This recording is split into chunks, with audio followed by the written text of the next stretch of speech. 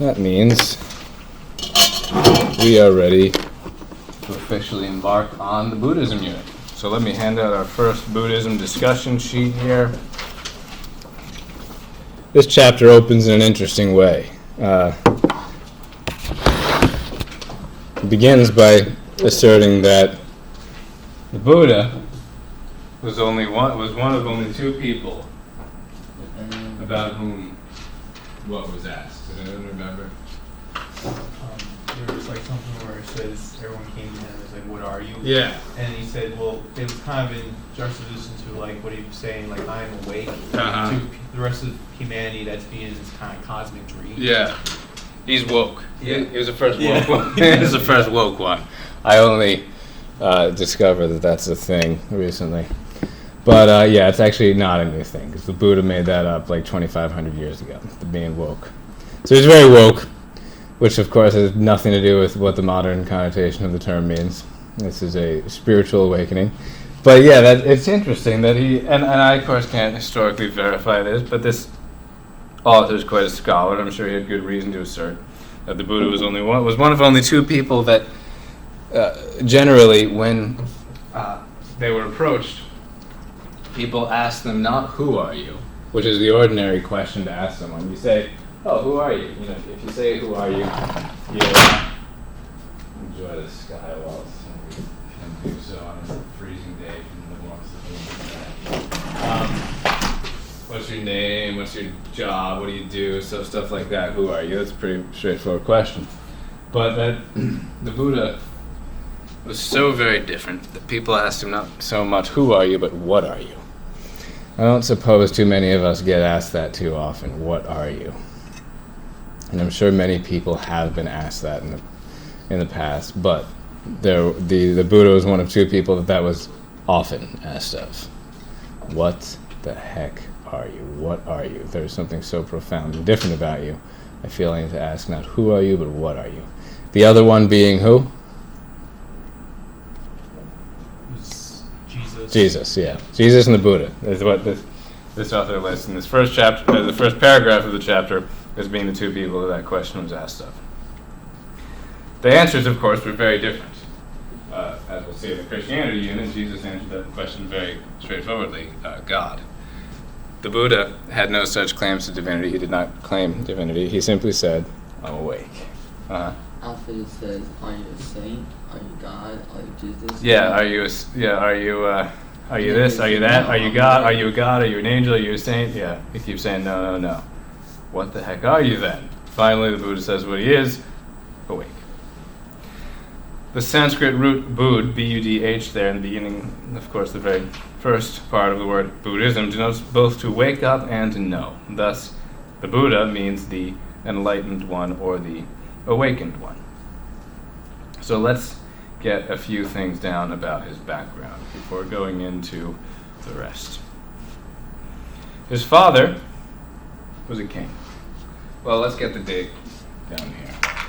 I'm not big on testing on dates, but we should know a few to keep the general structure, chronological structure of these religions in mind. Born 563 BC in India.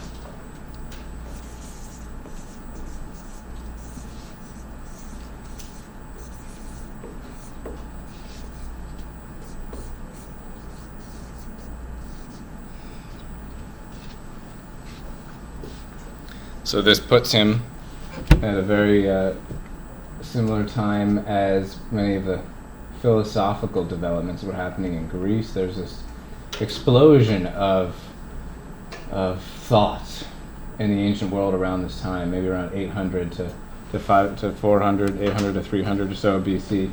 Some historians have called this the, if I hope I'm quoting this correctly, the axial age. This incredible change throughout the world. And in religiously, certainly we have Buddhism, we've got Confucianism as well, we'll see that next. But philosophically, also religiously in ancient Israel, this was well after, the Israel's in Egypt and slavery in Egypt. There was an explosion of prophetic expectation in a few hundred years BC in Israel. So lots of stuff was going on in the world at this point, and Buddha is certainly one of those big deals. major things going on in the world, something stirring. So as I said, his father was a king. Now, not like a huge king that we might think of when we hear that word. More of a local king, like a feudal lord even maybe, but still quite rich and powerful.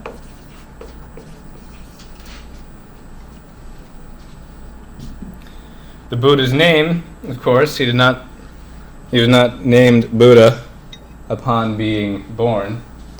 Might be a little strange to name your newborn child the awakened one before he's had much of a chance to do that. His name was Frank. Just kidding. Did anyone put that as... I can't remember if anyone put that as the answer. So that was one of the answers to the multiple choice question. No, his name, of course, was Siddhartha Gautama. Let me make sure I spell that correct. Oh, it's right there in the question. I don't need to spell that first. His name is Siddhartha Gautama, father of king. Very luxurious upbringing. Why such a luxurious upbringing? Well, obviously, his father being king is kind of natural, but this wasn't just an ordinary royal upbringing. It was particularly sheltered and luxurious and full of worldly allurements. Why? Does anyone remember? There was a prophecy.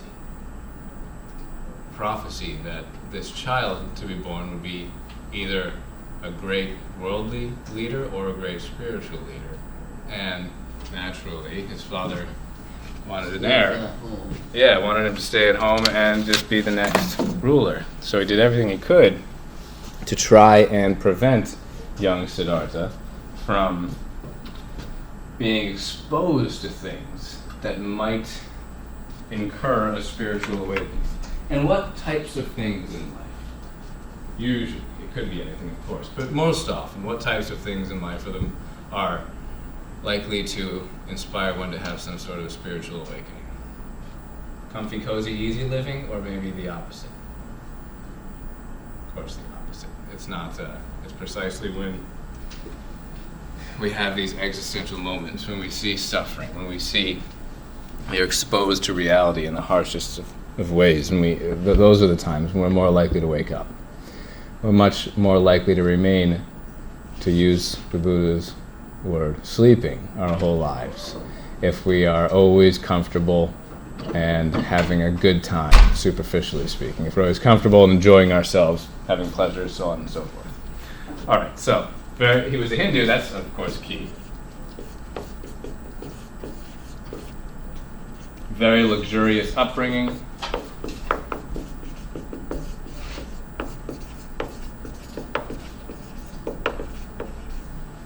But major things happened in his 20s, which seems to be the decade for major life realizations to happen in these great figures.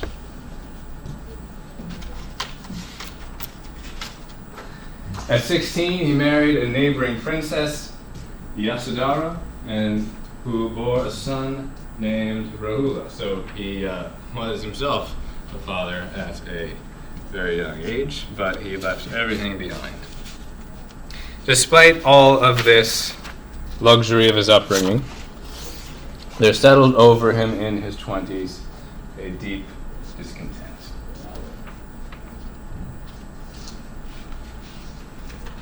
The source of his discontent is impounded in the legend of the four passing sights, one of the most celebrated calls to adventure in all world literature. So, these four passing sights were the things that, step by step, encouraged him, awakened him to go on this spiritual journey. So let's just have that down as the last thing. He became discontent in his 20s and ventured out. Discontent, kind of an interior restlessness.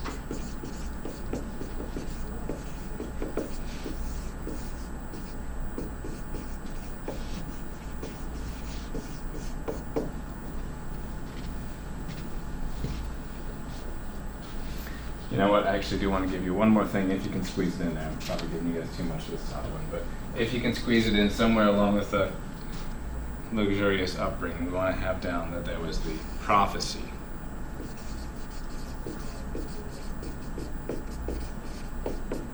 That he could be might be a great spiritual leader. Might, of course, because it's conditional, as Prashi tends to be, because he could be a great spiritual leader or a secular leader.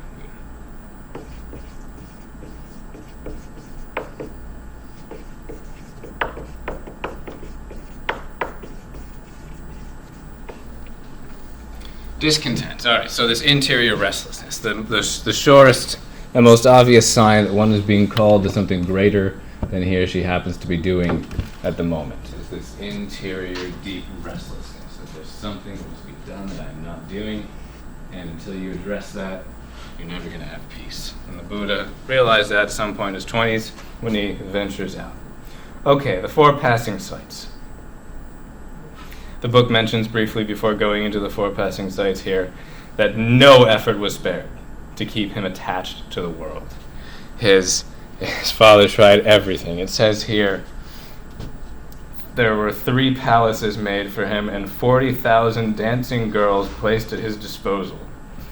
Kind of creepy. But anyway, he was so shielded from any of the dark side of life, sickness, decrepitude, and death, that they made sure that even when he did go outside of the palace, people would go out beforehand to make sure that nothing of that sight, nothing of that sort was within his sight, so he couldn't even see it. Didn't even want him to see the suffering, decrepitude, and death in the world. This reminds me of biographies of other great spiritual masters. I'm reminded of a Christian mystic and saint and theologian philosopher.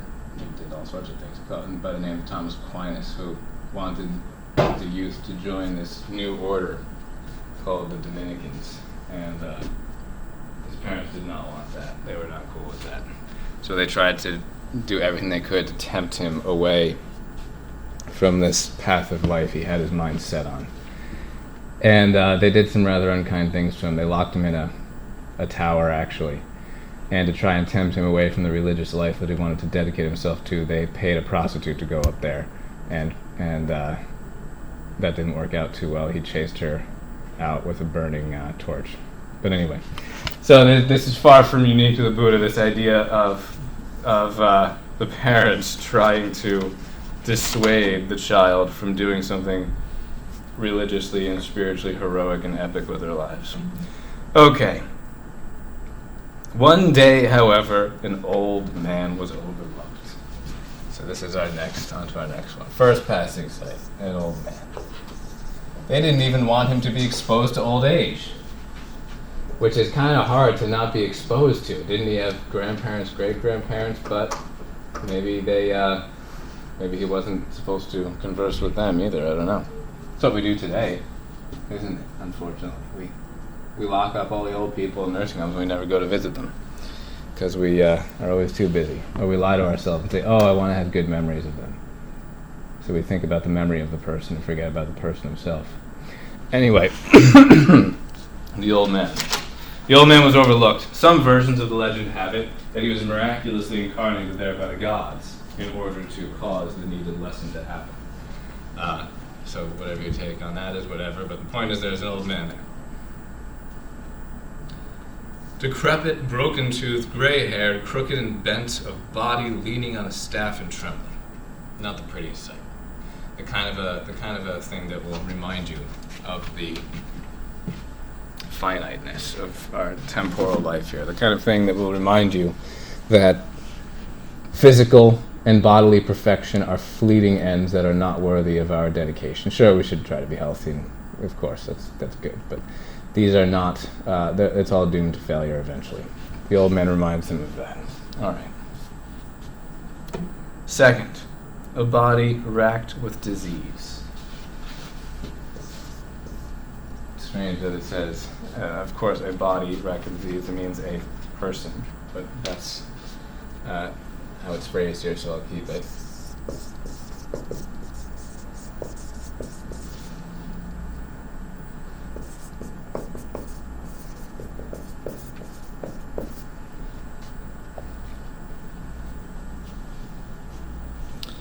Finally, the ultimate end of old age and disease, eventually you're going to come to death. So he sees a corpse on another journey out.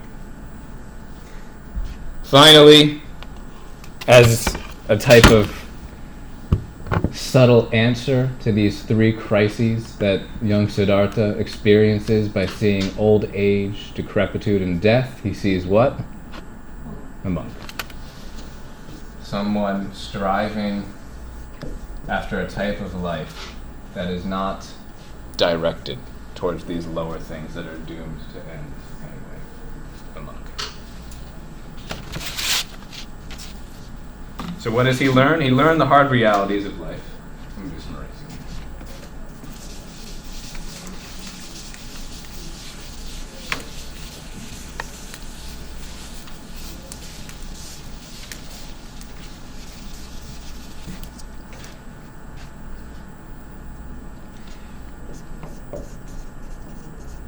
Learn the hard realities of life.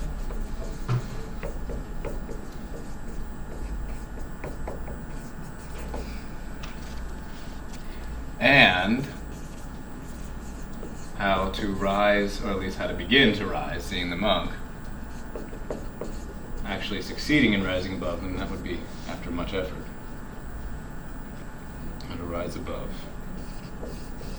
These passing sights, quote, made him despair. This is the key quote from the text.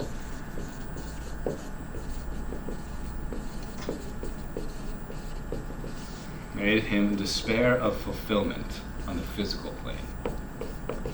So it's a blessed despair.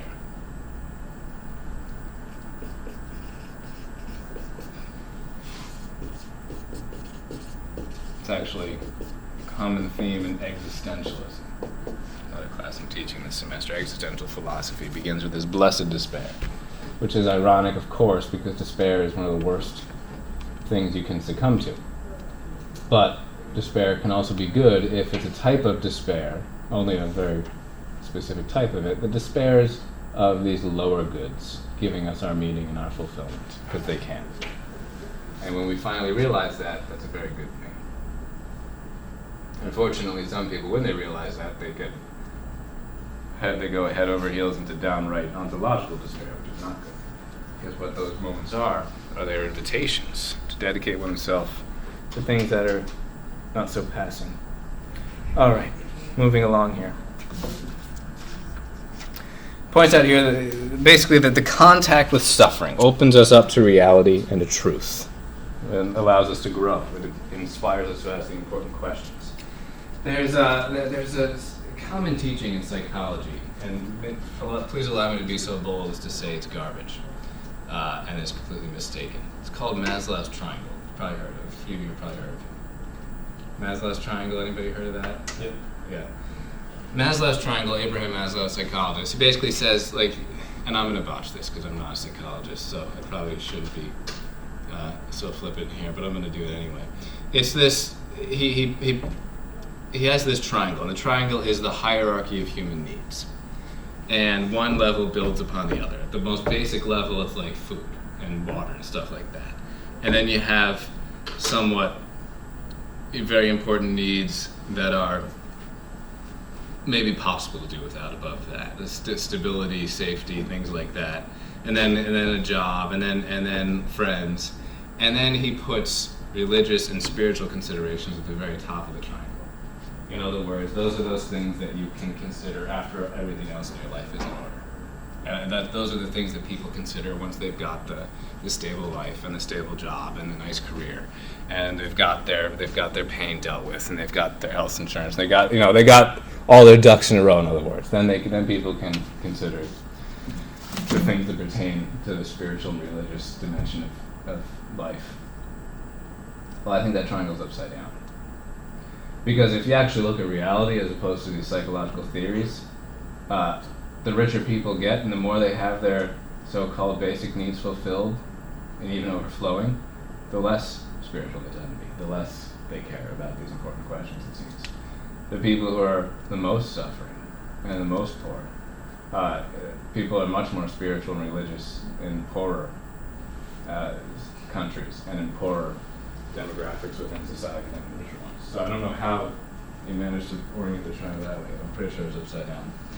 And in fact, it's precisely at the hardest times when we don't have the whole bottom of the triangle there. that more people turn to the spiritual and the religious. So anyway, there's just my little side remark there on Maslow's triangle, which is upside down.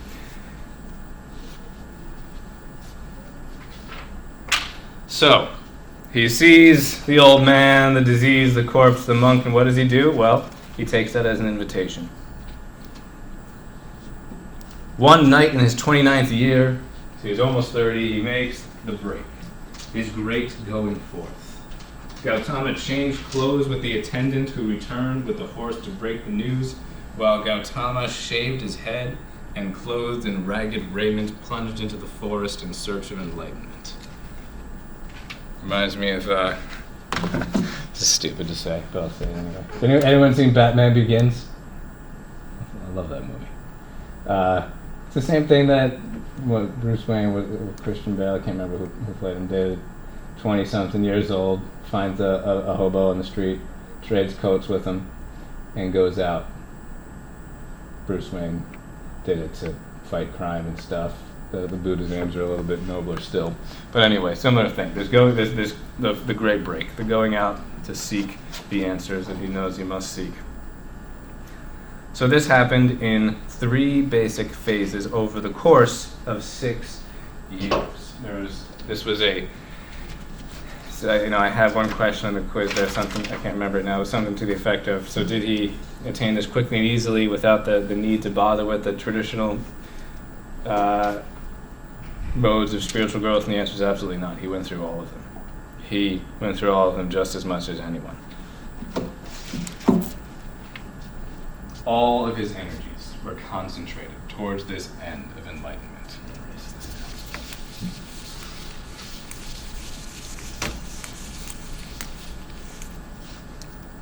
First, he joins up with the existing gurus, which is what one should do.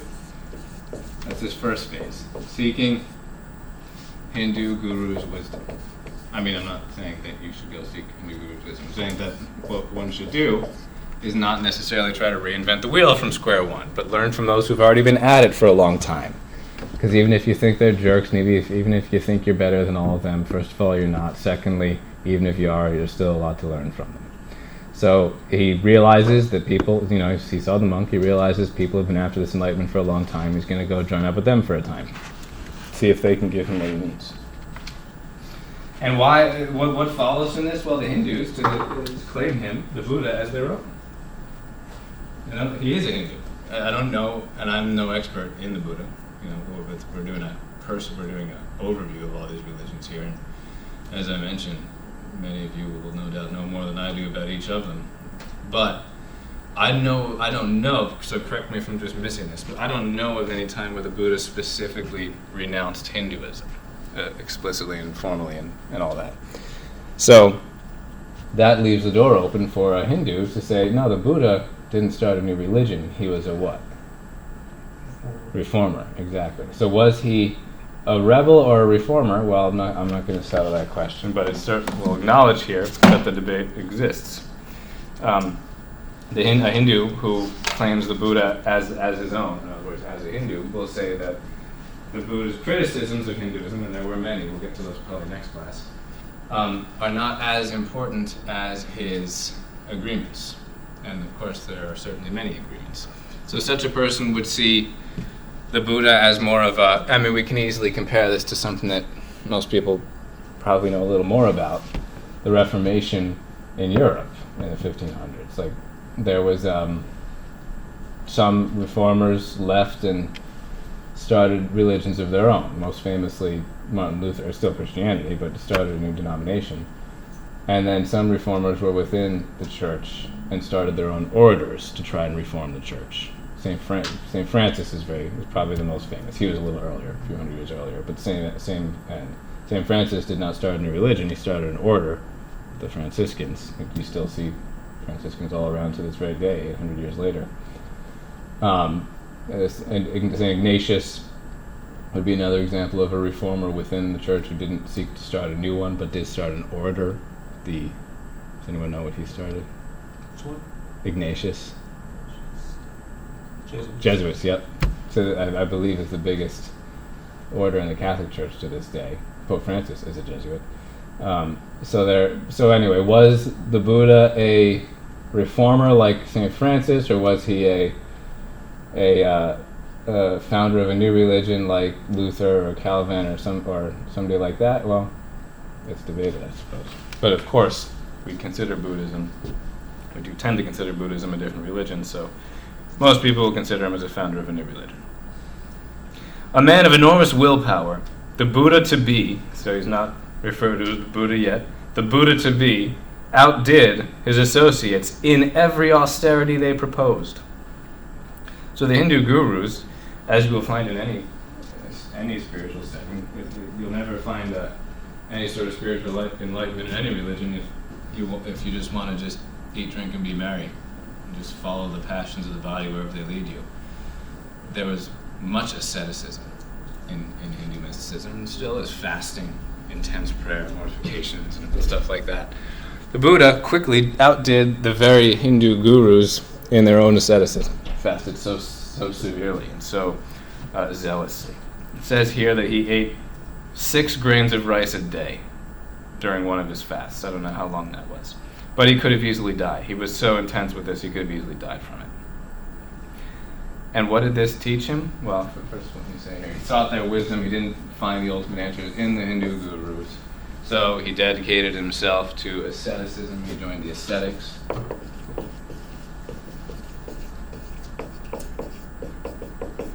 And he did the ascetical way just better than just about anybody he knew.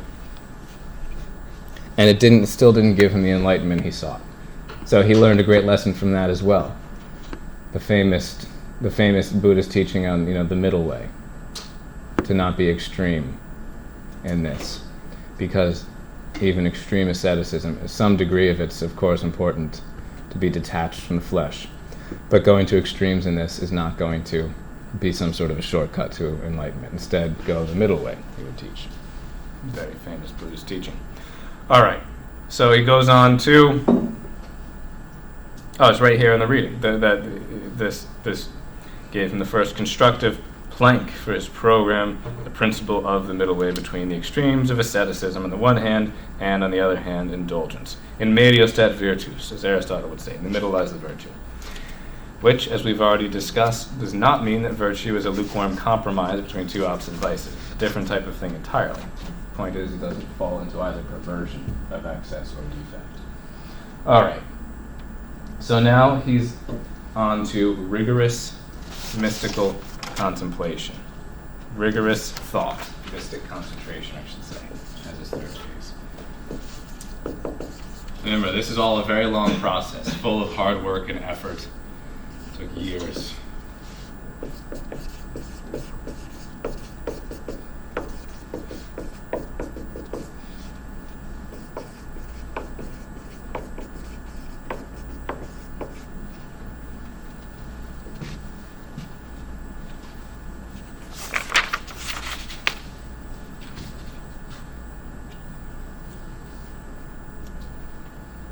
And after this 6 years of effort, going through these 3 phases, you're finally ready for the awakening. When Siddhartha is transformed to the Buddha. What were the circumstances of this awakening? Well, after 6 years of this, after zealously going through these phases, he finds himself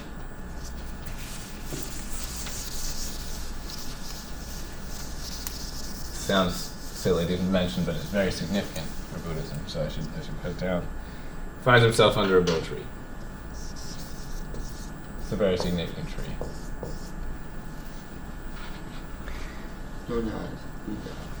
Bodhi, yeah, for the same thing, enlightenment. The place that was later named the immovable spot. This is the spot he sat down one day. A peepul tree became known as the bo tree. That's what it's referred to as now. For tradition reports that the Buddha, sensing that a breakthrough was near, seated himself that epoch making evening, vowing not to arise until enlightenment was his.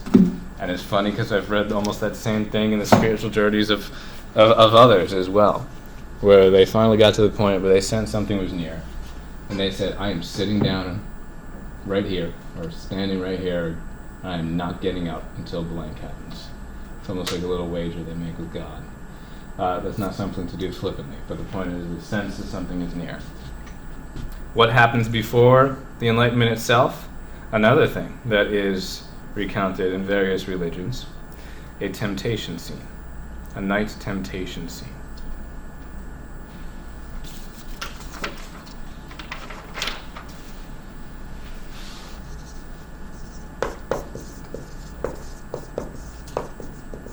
Temptation before the Enlightenment.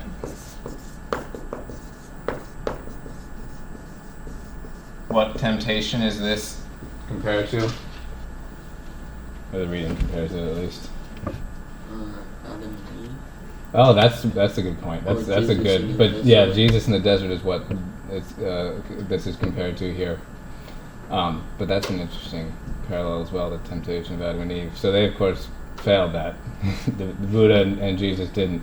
Now, a Christian teaching on that would not be that Jesus actually felt tempted, but that the devil externally tried to tempt him. A Christian, of course, believes that Jesus is God, and he can't feel temptation that way, but the devil can still try. And the devil is called, not the devil here, it's called Mara, the Lord of Death, the evil one, in Buddhism here. Realizing that his antagonist, meaning his enemy, so he's seeing the Buddha as his enemy, realizing that the antagonist's success was imminent, rushed to the spot to disrupt his concentrations. He attacked him first in the form of Kama, the god of desire, parading 3 voluptuous women with their tempting retinues. In other words, he attacked him with temptation of lust. That didn't work. / desire. When the Buddha to be remain unmoved, the tempter switched his guise to that of Mara, Lord of Death. His powerful host assailed the aspirant with hurricanes, torrential rain, showers of flaming rocks. But Gautama so emptied himself of his finite self that the weapons found no target to strike. Mara challenged his right to do what he was doing. Gautama touched the earth with his right fingertip, whereupon the earth resounded, thundering, I bear you witness. Not sure what exactly that means, but the point is, the temptation after lust / desire didn't work. Fear was the next temptation. That didn't work. And then accusation. How dare you do blank. Alright, so none of this worked. And then it says finally here, his mind pierced the last bubble of the universe and shattered its knot. Only wonder of wonders to find it miraculously restored with the effulgence of true being. And this was the Great Awakening. At this moment, after the temptations were conquered and the bubble of the universe pierced with his mind, the Great Awakening transpires, and he emerges no longer merely Gautama, but the Buddha. So we have victory over temptation.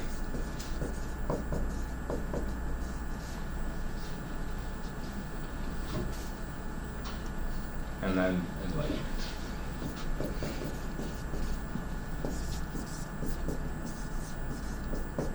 The interesting thing is that there is still something left after that enlightenment in terms of temptation. But before that happened, we have 49 days of rapture, it says. He was stuck in that same spot for 7 days. He tried to rise on the 8th day, but another wave of bliss broke over him. For a total of 49 days, he was lost in rapture. And finally, after this point, he could open himself up to the world. But there was still one more temptation. This is the ironic thing. Mara was still there, it says here. He had appealed to what always had been Gautama's strong point, his reason. Mara did not argue the burden of re-entering the world with its banalities and obsession. He posed a deeper challenge. Who could we expect to understand? How could speech defying revelation be translated to words? In other words, who is going to actually be positively affected by this? Who is going to actually care, who is going to actually want to be enlightened, who is going to actually want to not be obsessed with the world and what is physical. Mara is saying, no, it's not going to matter. You're not going to be able to do anything with this enlightenment. No one's going to listen to you. No one's going to follow you. His response, there will be some. That's it. There will be some who will understand. And then Mara was banished from his life forever. No more temptations after that. There will be some who will understand. And I find that inspiring. I always pause at that point, because that's the same dilemma that faces us all. I think it does face every single person. At some point, we have some good thing that we feel called to do, some good mission that we feel called to engage in. And at some point before we actually engage in it, or maybe even while we're engaged in it and wondering whether we should bother keeping it up, we ask ourselves, who's this really gonna? Who's really gonna listen? Who's this really gonna help? What good is this really gonna do? And unless you made a very poor choice in what you're actually engaged in, and unless you really are doing something stupid, the answer, aside from those few cases, is almost always going to be someone. Someone will be benefited. Some good will be done. And for that, it's worth it. We always have that fundamental choice in front of us, to focus on what we won't be able to do and despair at that, or to focus on what we will be able to do and to be inspired and energized by that. And the Buddha chose the latter. So he chose wisely. Has anyone heard the starfish poem? It's a cute little story. I don't think it's not true. It might be true.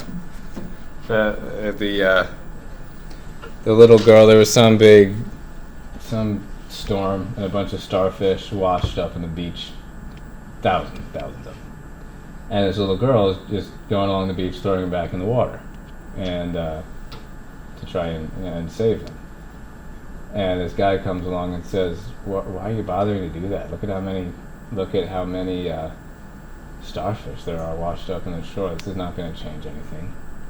And then she throws another one in and says it changed something for that one. Simple. None of us probably can change the whole world, which is okay. You can change a few people. We can do our. Yes, we can. And we all can. I can. In some regard. And we're all called to different things in that regard, but we all can affect someone. So let's leave it at that for today. To, but it just didn't work. Keep trying. It will work eventually. You only want If one. anyone needs the attendance sheet, just sign that before you go, and have an excellent weekend. The only thing.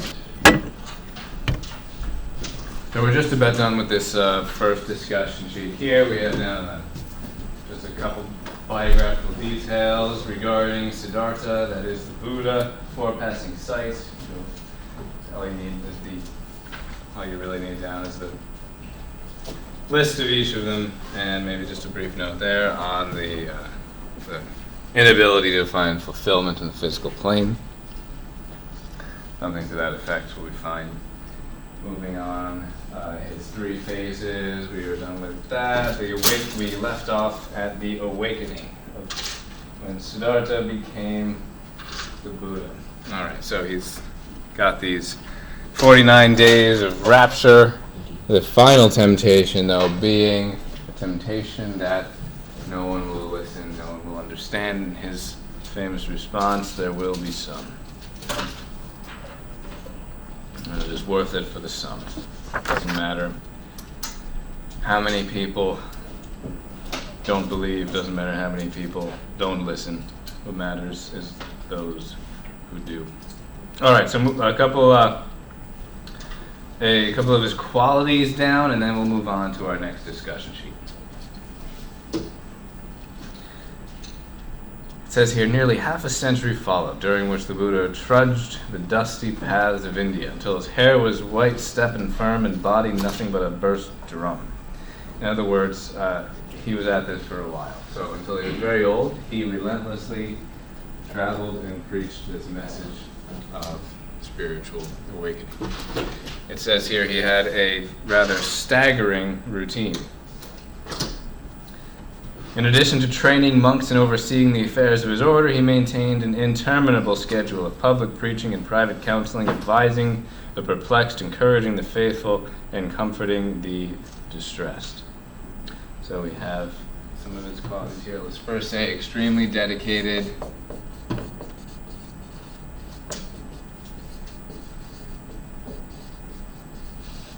to his mission. And what was the nature of that mission? Well, first here it points out there was 9 months in the world, followed by a 3-month retreat with his monks during the rainy season. So this is something we see across religions and orders. There are times dedicated to simply prayer, and there are times dedicated to going out and doing the works of charity, the preaching, the evangelizing, so on and so forth. Well, I wouldn't call it evangelizing in Buddhism, but one is one of the most famous monks ever, and he's about to. His name's about to be brought up in this chapter, so I'll bring him up now. St. Francis of Assisi, obviously not a Buddhist, but he had his brothers, his monks, if you will, do something similar. They spent a certain period of time in monastic contemplation, and then a certain period of time out preaching, and so on and so forth. Most people don't realize that the Franciscans are very monastic as well. They're not just out there constantly preaching and doing works of charity and stuff. They're dedicating a large amount of their time to doing what the cloistered what the cloistered monks and nuns would do, just dedicating themselves to prayer. So we have that here in Buddhism as well. This was correlated with the rainy season, this 3-month retreat. But it worked out well. 9 months in the world, 3-month retreat. And this was a yearly cycle. Around the year 483 BC, the Buddha died from dysentery after eating a meal of dried boar's flesh in the home of Hunda the smith. I just find this interesting because it's, of course, the last event of his life here, but it exemplifies one of his most important virtues, that of compassion for others. Great compassion and caring for others. Why is this significant? Well, it says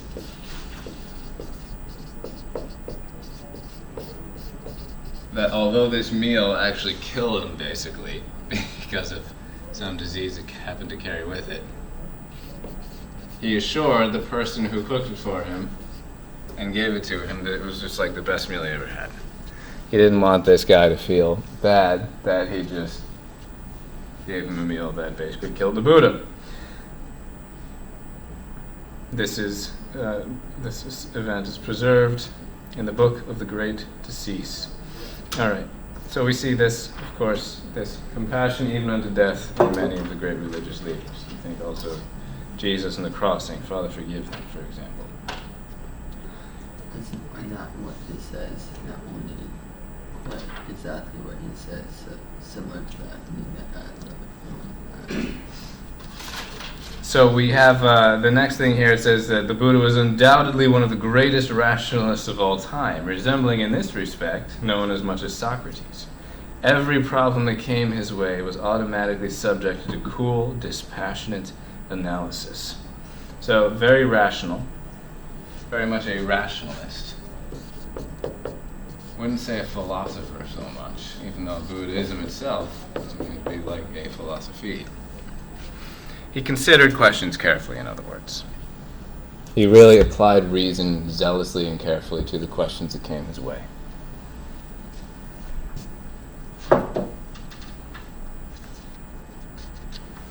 And I'm just running through here, not giving you too much, obviously, because of how much space I'm hoping to cover today.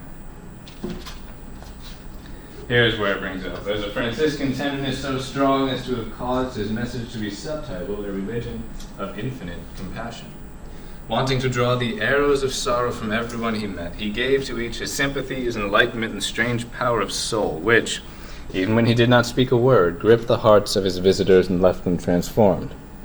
Regardless of how far individuals had fallen or been rejected by society, they received from the Buddha a respect that stemmed from the simple fact that they were fellow human beings. Another common thing we see in religious leaders. They will have no patience for these arbitrary categories that we come up with in the secular world, that some people are really special and deserving of great admiration, and other people, due to factors that are completely outside of their control, are to be scorned and rejected. The most famous of these, so the Buddha will, of course, have nothing to do with many of the unjust strictures of the caste system in the Hinduism of his day. He would no doubt agree with Gandhi, who called the untouchables, as we recall, perhaps from last unit, Arjan, the God's beloved. But also, this is a theme, of course, we see most famously, perhaps, in Jesus' ministry, where he reached out to what group that was famously rejected by society? Lepers. They were the untouchables of that day and age. And he touched them. He would not reject them and scorn them as society would. So, similar thing here with the Buddha.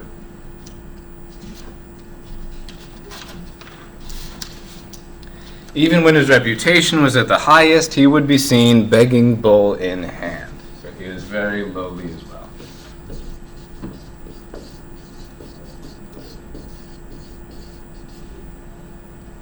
Which reminds me of some other great figures who became so very great even during their day that they could have very easily amassed great wealth due to their following. And many religious leaders to this day do precisely that. You know, a major religious leader will often amass quite a following. And having a following means having the ability to get filthy rich. Because you can just tell them all to give you money, and they gladly will if you've really won their trust. And unfortunately, a lot of people unworthy of trust do win a lot of trust. You know, just look at some of the people today who do precisely that. They preach. I have certain, I won't name names, but I have certain preachers in mind who claim to be preaching the message of a certain very poor man who lived 2,000 years ago, but they're filthy rich and fly private jets and wear the fanciest clothes and drives $1 million sports cars and all that stuff. It's hard to take that seriously. So anyway, the point is the Buddha could have very easily done that. Well, there were no private jets back then, but he could have lived great luxury and great riches because of how very well known he became during his own time. But he would not do that. He, even at the height of his fame, it says here, had a begging bowl in hand. He would beg. It is perhaps, however, inaccurate to speak of the Buddha as a modest man. In other words, humble. He doesn't mean modest in terms of clothing right here. He's talking about humility in a different sense of the word. In other words, the Buddha kind of, he's saying here that the Buddha did consider himself kind of a big deal.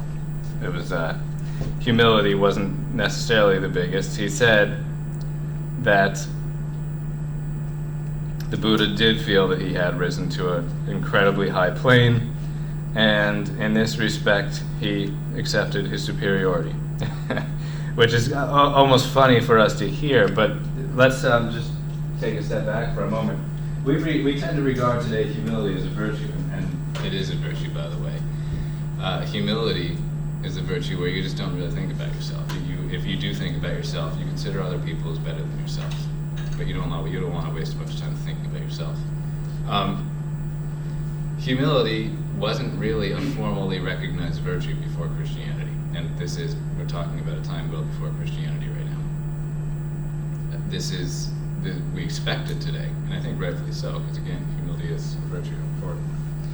But it wasn't the way of culture, and today it's not the way of culture either. People are not very humble today, even though we technically recognize it as a virtue generally.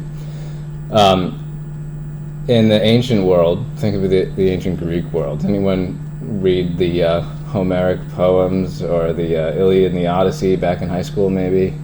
Those shoot, what's the hero's name in that? Ulysses, yeah. The idea of a hero in the ancient world was someone who was not only awesome, but knew he was awesome and talked about how awesome he was, and just kind of killed a bunch of people. And anyway, Buddha wasn't going around killing anybody, but he was very peaceful, of course, and compassionate and all of that, but he maybe didn't have exactly the sense of humility that one might expect to see today from a spiritual person, or hope to see. All right, the other thing key here is that he did not claim divinity. I want to have that down. It's not even clear if there is a divinity in Buddhism. And he himself certainly didn't claim to be divine.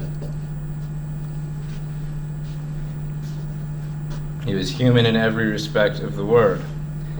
There was a constant pressure during his lifetime to turn him into a god. It would have been easy, probably, for him to be regarded as a god if only he wanted to be. There was certainly much polytheism around in that day, especially considering that he was, of course, a Hindu. He could have elevated himself to the level of one of the other gods that some of the Hindus worshipped, but he didn't do that because, well, he was a human, and he didn't want to lie to people and claim that he wasn't. All right, he was convicted of a cosmic mission. Did not claim divinity, but was convicted of a cosmic, you could even say divine mission. Convicted meaning he had conviction, not he was convicted of a crime. He had a cosmic, meaning you could say supernatural.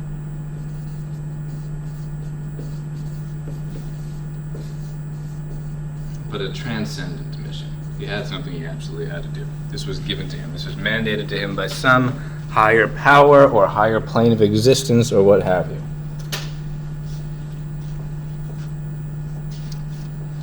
The reading shares a number of other stories from the Buddha's ministry, but let's go on to the teachings, which is what we really have to get to here. So let me hand out the next discussion sheet.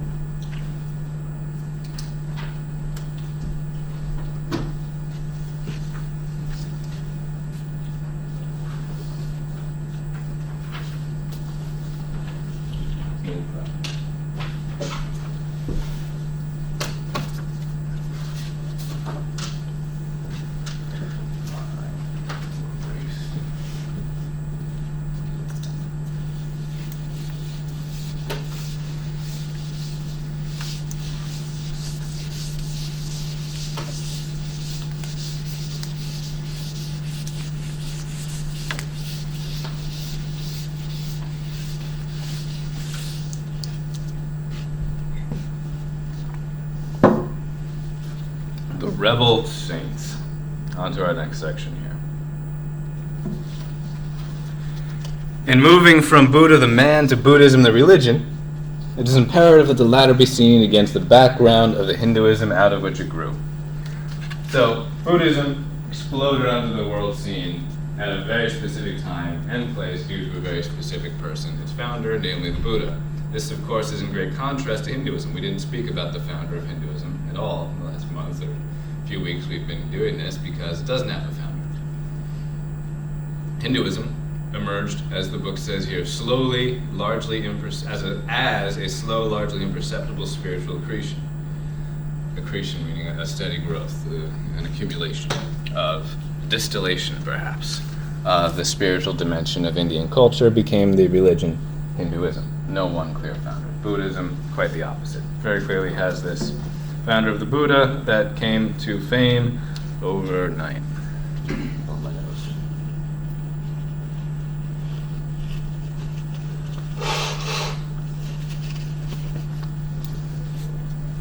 Okay. Now, is it a religion? Well, yes, we're covering it in this book on world religions, and it is considered one. But here's the ironic thing, is that if you were to go ahead and define a religion, define the notion of religion, you would generally settle on 6 characteristics that religion has, and that by virtue of these characteristics we call it a religion. But the Buddha basically rebelled against each of them. So it's almost like he's rebelling against the very idea of religion. You could almost say that, it's popular these days to say one is spiritual, not religious, so the Buddha kind of beat you to that by 2,500 years. The Buddha, basically, rebelled against each of them. So it's almost like he's rebelling against the very idea of religion. You could almost say that, one is spiritual, not religious, so the Buddha kind of beat you to that by 2,500 years. The Buddha, basically, rebelled against the very idea of religion. You could almost say that one is spiritual, not religious, so the Buddha kind of beat you to that by 2,500 years. So I'll leave it up to you to try and make sense of these in your own mind. That's why I have it as an important question there. You remember, these are for the paper. You don't have to answer all of them. You can answer one of them or all of them or anything in between, as long as it has up to about 5 pages. But consider, as we go through these, whether you think he's onto something or whether you think he went too far. And I think it's pretty safe to say that in this rebellion against the 6 aspects of religion, the Buddha was rebelling against what he fully legitimately saw as abuses in the Hinduism of his day.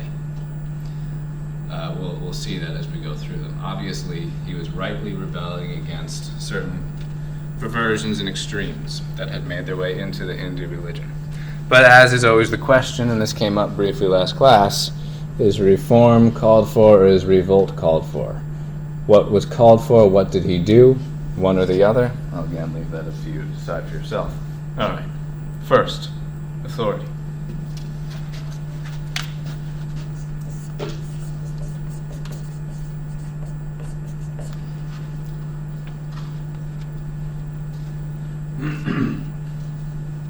This is simply meant in human terms for now, where obviously we have this idea of divine authority.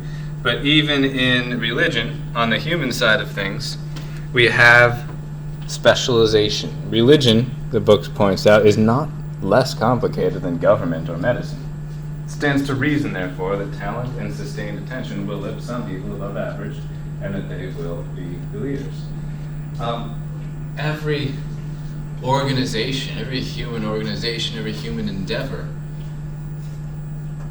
inescapably is going to require effort and learning and growth and training to really grasp, to really become advanced in, to really get to the level where you're ready to lead in.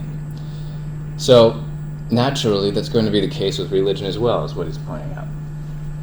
You can just say, oh, it's a free-for-all, do whatever you want, we don't need authority. And that might sound very inviting at first, but what that really means is that you're just kind of telling people who haven't had the time to dedicate to it, to do whatever they happen to feel like doing. Which again, sounds good at first, but it's kind of like going to the doctor and having them say, yes, do whatever the heck you want. And then you ask yourself, why did I bother coming to the doctor in the first place then, if that's all he's going to tell me? So in religion, we have this idea of authority. We have those who dedicate their lives to it, and just about every religion out there, they can become clerics, they can become leaders, they can become leaders of religious orders, if not actual leaders in the church itself, but some form of authority derived from time and dedication and training. The Buddha rebelled against that very notion, though. We're going to see more about his rebellion on each of these points, but I'll save it for then. Let me just get these down first, actually. The second is ritual.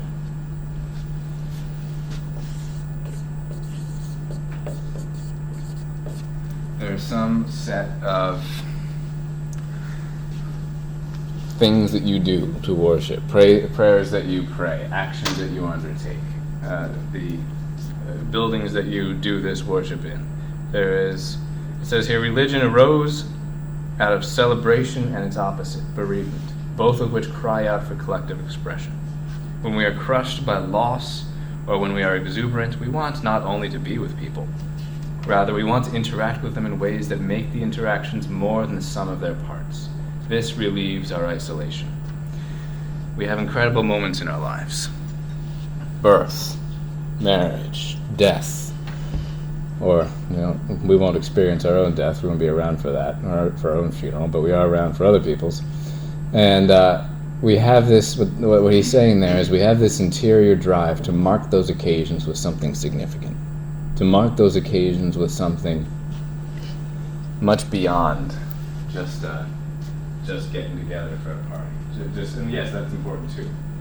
But we have this desire to mark those occasions, to make something transcendent of them, because we feel interiorly that they are indeed transcendent, and that we should take them incredibly seriously, and that we should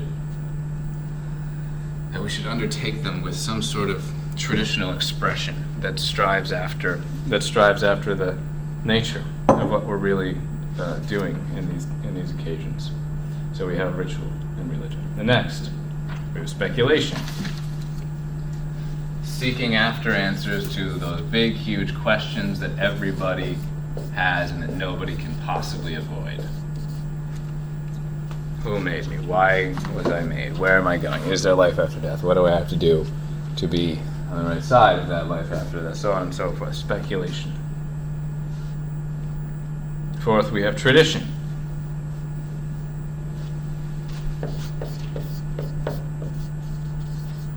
This idea that we're not reinventing the wheel every day. We're not, we have shoulders of giants on which to stand, so we don't have to remake everything with each passing generation. There's a great quote from an author I love, G.K. Chesterton. It's something to the effect of, I can't quote it exactly, but he speaks of democracy and how democracy is great, or can be great, but it exempts one class of individual entirely from consideration, and it just so happens that this type of individual is by far the largest group of people. What group might that be?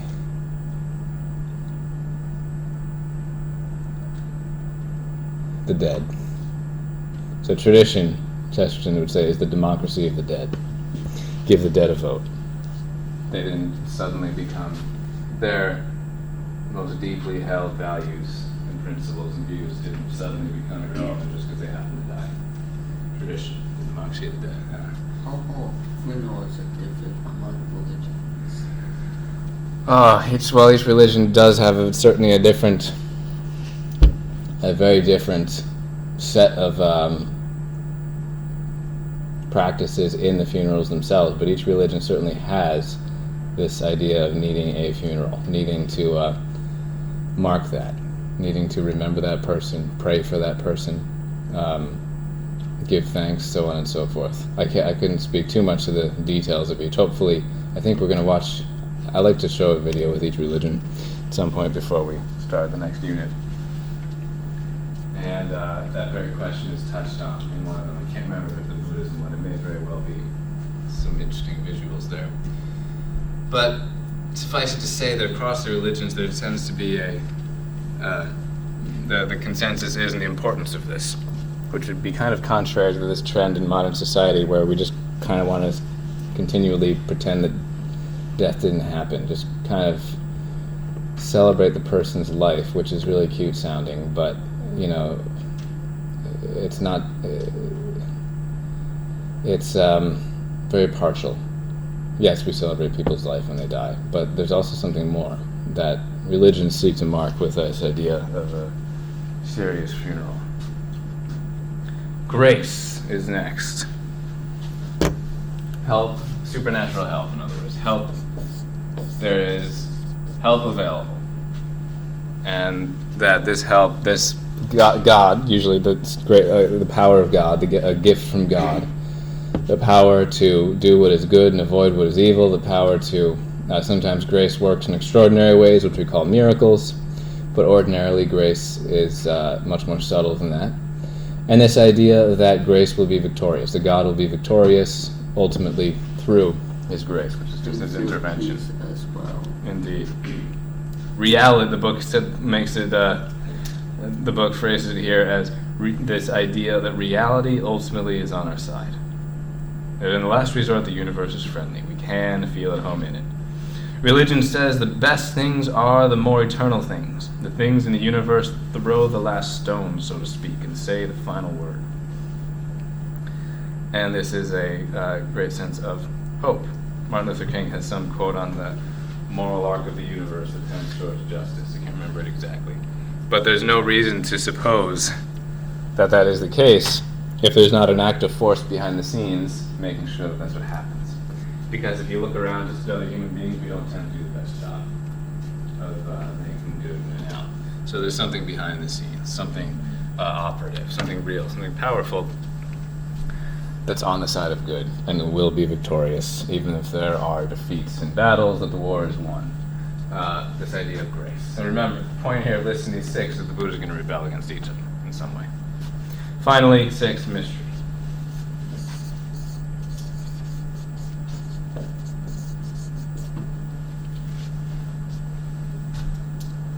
Being finite, the human mind cannot begin to fathom the infinite it is drawn to. So this is an important concept, this idea of mystery, and it's not one much spoken of today, so I like to pause and just give it some sort of a definition. You don't need this in your notes or anything. But what on earth is a mystery? Well, mystery is somewhere in between.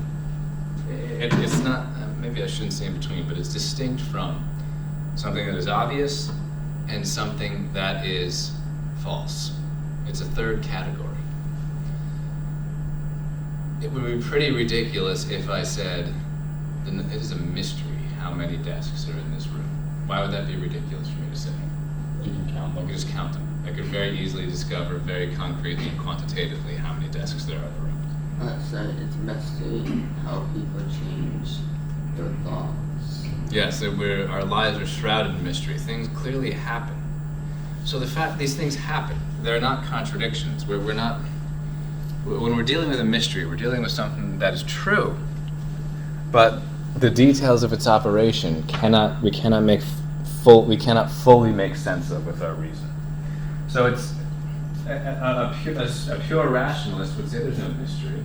There are facts and there are contradictions. There is no other third category. But I would encourage you not to be a rationalist. Mystery is real. It's very important.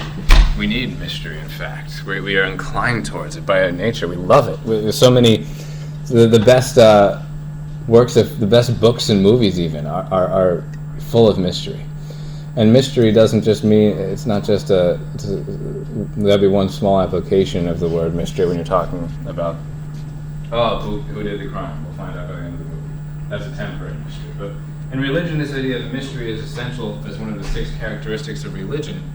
This idea that there are truths out there that are very important and that pertain to the nature of God or human nature or the nature of life after death or so on and so forth, that although they are true and you can understand them a little bit, you can't understand them completely. That's what a mystery is. It's true, you can understand it a little bit, but not completely. So it would be a contradiction to assert, it would be a lie to assert a contradiction, let me say. We wouldn't want to call a lie a mystery. That would just be ridiculous. That would just be unreasonable. A mystery is not unreasonable. And this is actually something I go over in my intro philosophy classes in a different context. It is extra reasonable. It is extra logical, not illogical. It is beyond logic without contradicting logic. Mm-hmm. Which I don't line up with Islam beliefs, and I don't get it. I don't get it. What don't you get? Islam beliefs. Yeah, well, we'll have a number of them to go over. Happened to me, but I'm not going to switch. No way. Yeah, we'll try to make sense of those of Islam's beliefs in a couple of units. So the most, and I know I'm using a Christian example now, even though we're in the Buddhism unit, but this is the first one that comes to my mind, and I think the clearest example. A mystery would be, in Christianity, the Trinity. So Christians believe that God is 1 and 3. But it's not a contradiction because Christians do not teach that God is 1 person and 3 persons. You can't ascribe different quantities to the same exact notion. That would be a contradiction. Christian teaching, and this is held by almost all denominations except Unitarians, and Jehovah's Witnesses and Mormons. But so the Christian teaching would be that God is 1 nature and 3 persons. That God is absolutely one, yet this oneness is somehow within the Trinity of persons, Father, Son, and Holy Spirit, and that, but they share the same nature and the same substance, even though they're individual substances. And there are thousands and thousands and thousands of pages of philosophy and theology written about this, because it's a mystery. Because the great thing about a mystery is you can keep understanding and learning more and more about it, but you can never fully figure it out. And the more you figure out about it, the more it makes sense. And if it's a valid mystery as opposed to a contradiction, then you never come across. If it's a valid mystery as opposed to an error, then you never come across contradictions. But you still have never fully figured it out. And every religion has this sense of mystery, that our lives are mysterious, God is mysterious, our destiny is mysterious, and yet there are truths to be discovered regarding that. Faith seeking understanding. All right, but the Buddha rebels against this as well. Falsehoods, I have here in my notes, it is other common mysteries, and one of the most common mysteries would be, this would be more philosophy of religion, not in any given religion, is, are we fated or are we free? Are we, and what is that? Does anyone know what I mean by that? Fated versus free? Like, are you destined to do something, or are you free to do whatever you want? Exactly. Do we have a destiny that we will necessarily, absolutely arrive at no matter what? Or is our destiny determined by this mystery of freedom that we have in our will to choose between different options?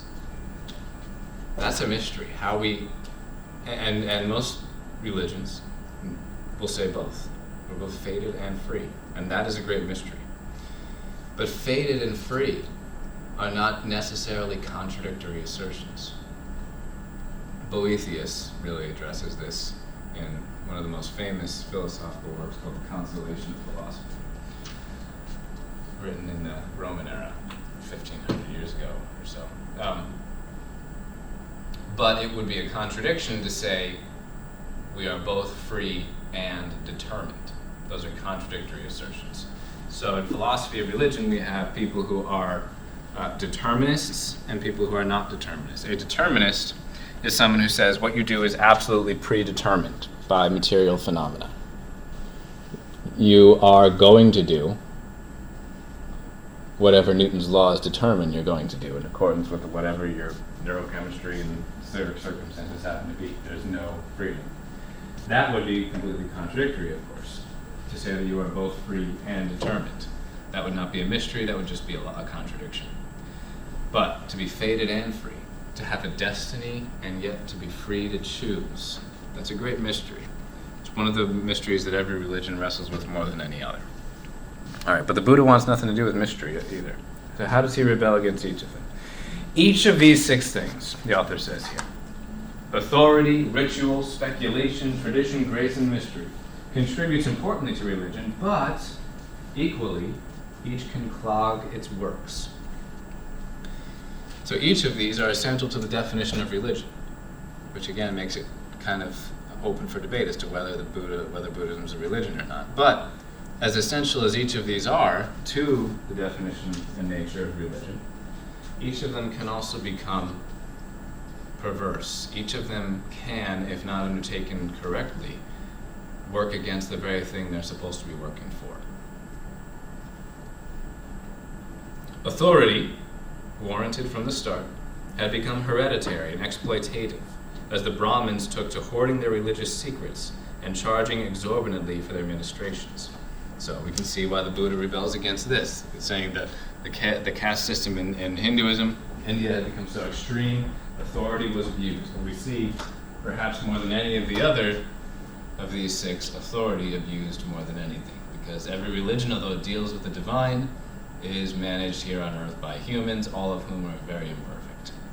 And many of whom will become pretty twisted people when they get any authority. So we can see how this, of course, although it's necessary, can become very problematic. Rituals became mechanical means for obtaining miraculous results. Mechanical means for obtaining miraculous results. In other words, treating a ritual as like what?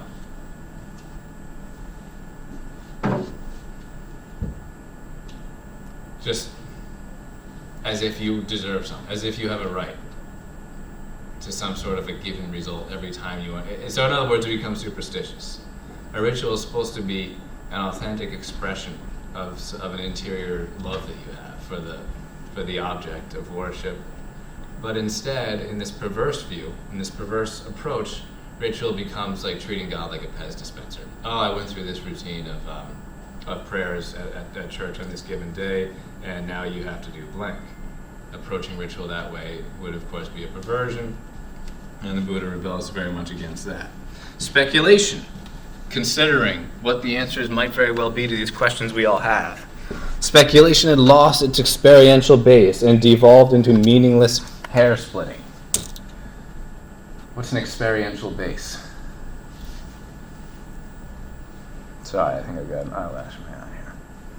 Experiential base would be based upon common sense and what you've actually experienced and heard and seen.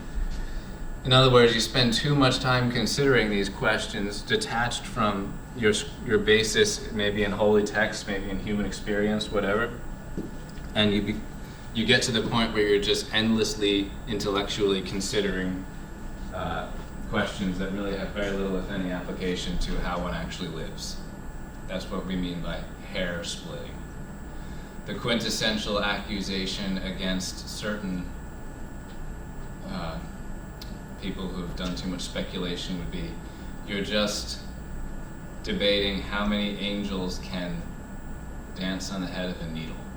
I don't know if anyone's ever heard that phrase before, but that's a criticism often levied against those who do too much speculation in religion. Oh, how many angels could dance on the head of a pin? So, I know that the answer to that question has nothing to do with anything we need to know. So, the Buddha rebels. We can also see legitimate cause for rebellion in that third regard. Tradition had turned into a dead weight in one specific instance by insisting that Sanskrit, no longer understood by the masses, remain the language of religious discourse.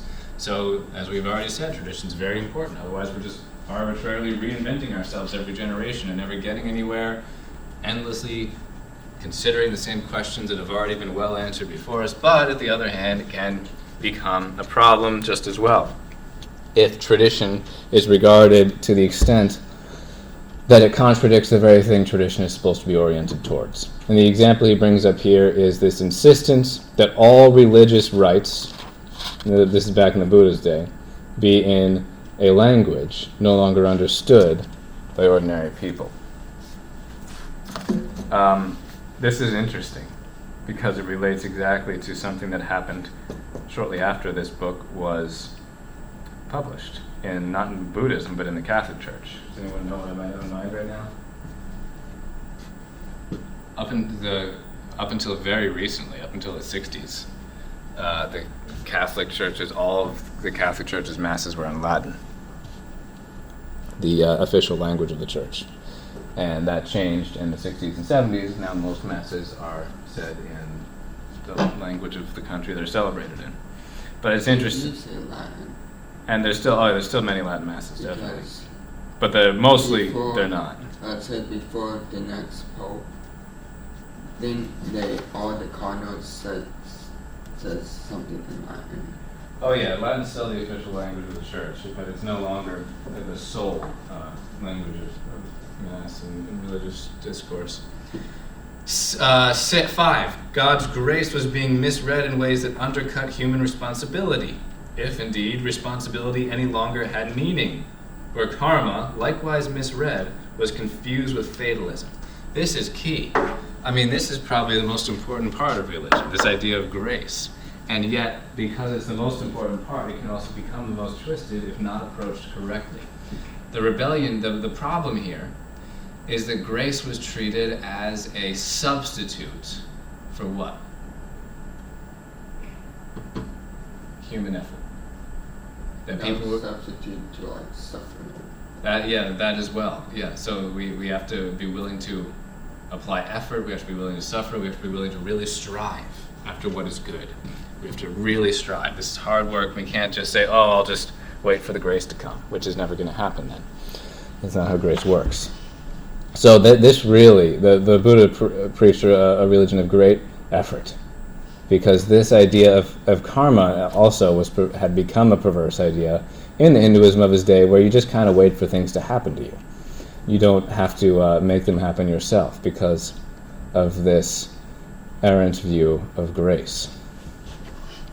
In In Christian theology, that same basic era would be called Quietism, which became a popular religious philosophy in the Middle Ages in Europe, where one's duty as a Christian is simply to be completely and totally indifferent. I brought up Quietism briefly in the Hinduism section. Hinduism kind of almost explicitly teaches it, but that would be using, that would be the type of view of grace that the Buddha's rebelling against here.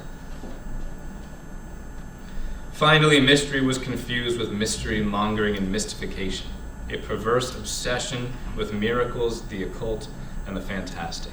So a mystery, although it's very important and a religion requires a proper approach to it, it can also become obsession. It can become fanaticism. It can become a distraction from the concrete that we actually know the answer to and have to deal with in our ordinary lives. People can become obsessed with these mystical, meaningless things that so much so that they become distracted from the pragmatic. All right. It's interesting because this was 2,500 years ago, and yet you might hear the exact same criticisms levied this very day against some institutional and organized religion. So these are not new concerns. The Buddha had these concerns so long ago. But the point is that these are things that human nature tends towards. Perversion of what is, we have these things that are necessary, and yet it is human nature to kind of misuse them. All right. So he preached a religion devoid of authority. There's a couple details the book gives now on the nature of each of these. We're not going to really have time to do much this day. We only have a couple minutes left. But I'll give you a couple things down at least. The Buddha challenged each individual to do his own religious seeking.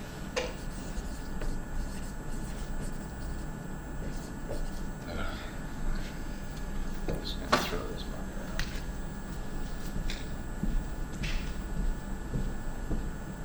out.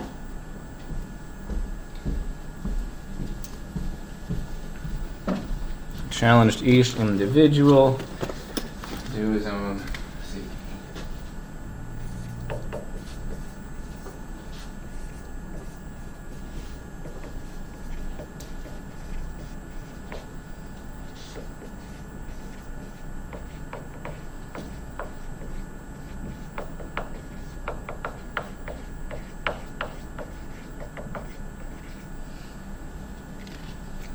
That which is certainly important. Even in a religion that does have much authority, each individual religious person must not dispense himself from doing his own seeking. Sorry, I wrote that way too small. The Buddha challenged each individual to do his own religious seeking, is what that says. Ritual. He ridiculed ritual, or I should say he ridiculed specific ones. He ridiculed Brahmanic rites. Brahmanic, remember from Hinduism, as superstitious.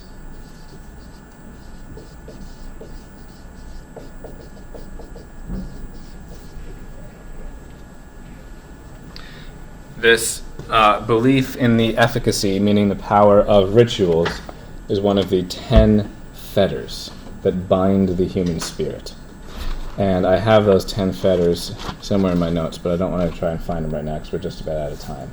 So let's leave it at that, and remind me if I forget, we're going to pick up with 3, defining how the Buddha rebelled against 3 speculation next class. So so that's a day, and if you need the attendance sheet, just hand it before you go. It is right here. Wait, yes, it's right here. Yes. This is just a week ago, I feel like. I know. Years back, I feel like I Continue from where we left off. We were talking about the 6 universal aspects of religion and how the Buddha kind of rebelled against each of them. Does anyone need Buddhism discussion sheet 2?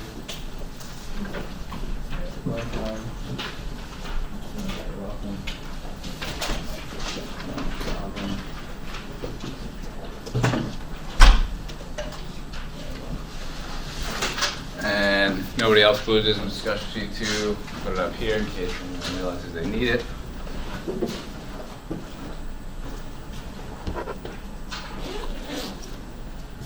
All right, so we've already made it through the first several here, talking about his rebellion. I'll just fill them all out again, though, on the board, just in case you missed them, and just for the sake of completion here. 1, we have, and this is what we'll want down for that first question. Authority. 2, ritual. Looks like we did. Get these down. 3, speculation. 4, tradition.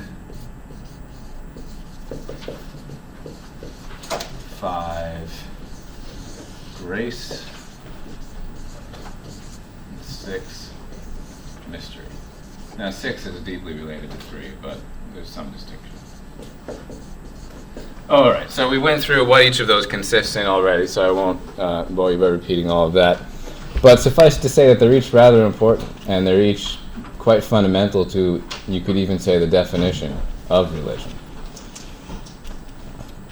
The Buddha, however, saw that each of them had, or rather, he saw that the application and the living out of each of these had become perverted in the Hinduism of his day. So he rebelled against these perversions and extremes. And we already talked about how he did so with the first couple. So let me pick up here with speculation. We talked already about authority and ritual, so picking up with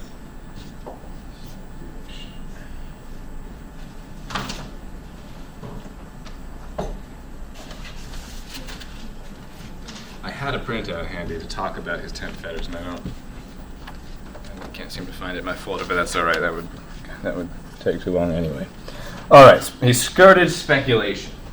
These questions that we all naturally ask in a religious context that we hope individual religions will give their own answers to, and I dare say we expect individual religions to give their own answers to. We kind of expect a religion to have its own take on what happens after death, the nature of God, the nature of the soul, things like that.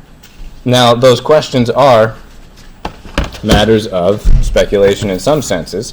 Obviously, each religion has sacred texts that give answers that need no speculation, but on top of the answers that the sacred text gives, there are inevitably theologians and clerics in individual religions that give their own further interpretations to try and go into even more detail on these teachings.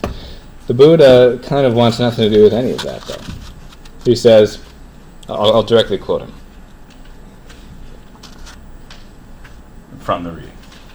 Whether the world is eternal or not eternal, whether the world is finite or not, whether the soul is the same as the body or whether the soul is one thing and the body another, whether the Buddha, he's referring to himself in third person, exists after death or does not exist after death, these things, he's basically saying, are not conducive. They do not suit. The answer to these things does not suit me. Even asking these questions does not suit me. He continues. It is not on the view that the world is eternal or that it is finite, that the body and soul are distinct, or that the Buddha exists after death. That a religious life depends. Whether these views or their opposites are held, there is still rebirth, there is still old age, there is still death, grief, lamentation, suffering, sorrow, despair. I have not spoken to these views because they do not conduce to the absence of passion or to tranquility and nirvana. All right. So, to be completely honest here, I'm having a hard time, and I always struggle in most of Buddhist philosophy of any of the religions we go over because it's the hardest to grasp what he's getting at. And to be honest, it seems like there may very well be some contradictions in what he's saying there. And I'm not saying there's not wisdom in it. There is, because the wisdom is certainly had in this teaching that we not endlessly drone on with idle speculation about theological, religious, mysterious questions that don't really change anything about the way we should live our lives. As I mentioned last class, the quintessential pejorative remark against theologians who do too much hair splitting is that they're just debating about how many angels can dance on the head of a pin, which of course is a question that doesn't have much bearing on how we live our lives. But the Buddha is going much further and saying basically all speculation is idle. Basically all speculation is a distraction. The thing is, this conclusion of his proceeds from a given premise as to what we're actually after in the first place. I'll get to that in a moment. How you define what the problem is and what you're after is going to define what is and is not a distraction. So all this speculation is a distraction for him, but honestly, I'm wondering if he's even being consistent with his own premises here, because he's listing all these things that are just givens and that we have to deal with, regardless of how the speculative questions turn out, one way or the other. And yet, within his list of things, he presents at least two objects of speculation within his very list of things that are givens, and that, according to his view, do away with the need to speculate. Specifically, he says, there's still rebirth, there's still nirvana. Well, those are two very specific teachings about which one must speculate. So I find it kind of strange that he's categorically rejecting speculation, even while including speculation within his list of things that apparently don't need it. Rebirth, reincarnation. Buddhism doesn't have a clear teaching on that, because too much clarity on it would be, speculation. But it certainly advocates for nirvana, and by advocating for it, it presupposes that it's possible and desirable. And that's a major speculation right there. So we'll get to those things in a moment. For now, suffice to say that he basically just rejects all speculative theology.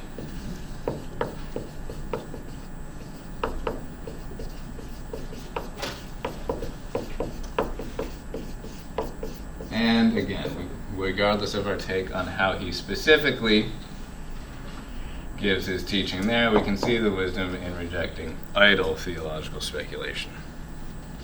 All right. Next one. Preach a religion devoid of tradition. He says, do not go by what is handed down. Test all the things yourself. If they are not conducive to your goal of the law of eliminating suffering, then reject them.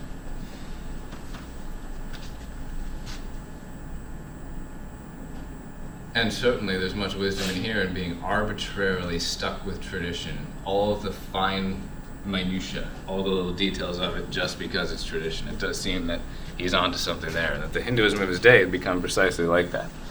Hinduism was already quite old when the Buddha came around 2,500 years ago, and boy, had tradition, especially seen in that, for example, the caste system, had a chokehold on everything. And that's not what tradition should be like. Tradition should be living. And I think that's the great wisdom in the Buddha's rebellion here. But he's, as in all the other cases, he does take it to the extreme, and you'll have to ask yourself if that extreme is called for. Not only is it called for, but is it consistent? Tradition. Is it consistent for him to reject tradition, to reject doing what your ancestors have done in the faith, in your particular faith? Well, I see we have one book here. Can you hold that up for a sec? What's in the cover of this book? Yeah, traditional Buddhist monks, thank you. Wearing a traditional Buddhist garb that was handed down. At the end of the day, we can't entirely get rid of tradition, otherwise we're reinventing ourselves every single day, which no one can do. So we are stuck with some of it. I think that it would just kind of be absurd to deny that we need it in some regard. But he is very rightly rebelling as well against the extreme of it.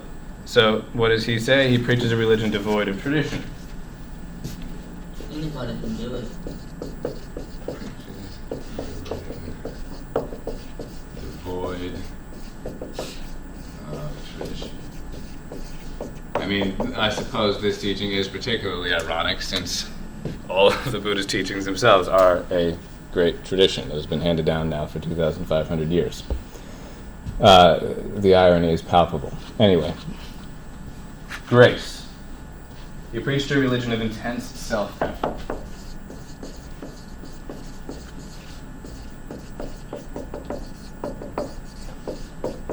This is one of his most important points of rebellion, I think.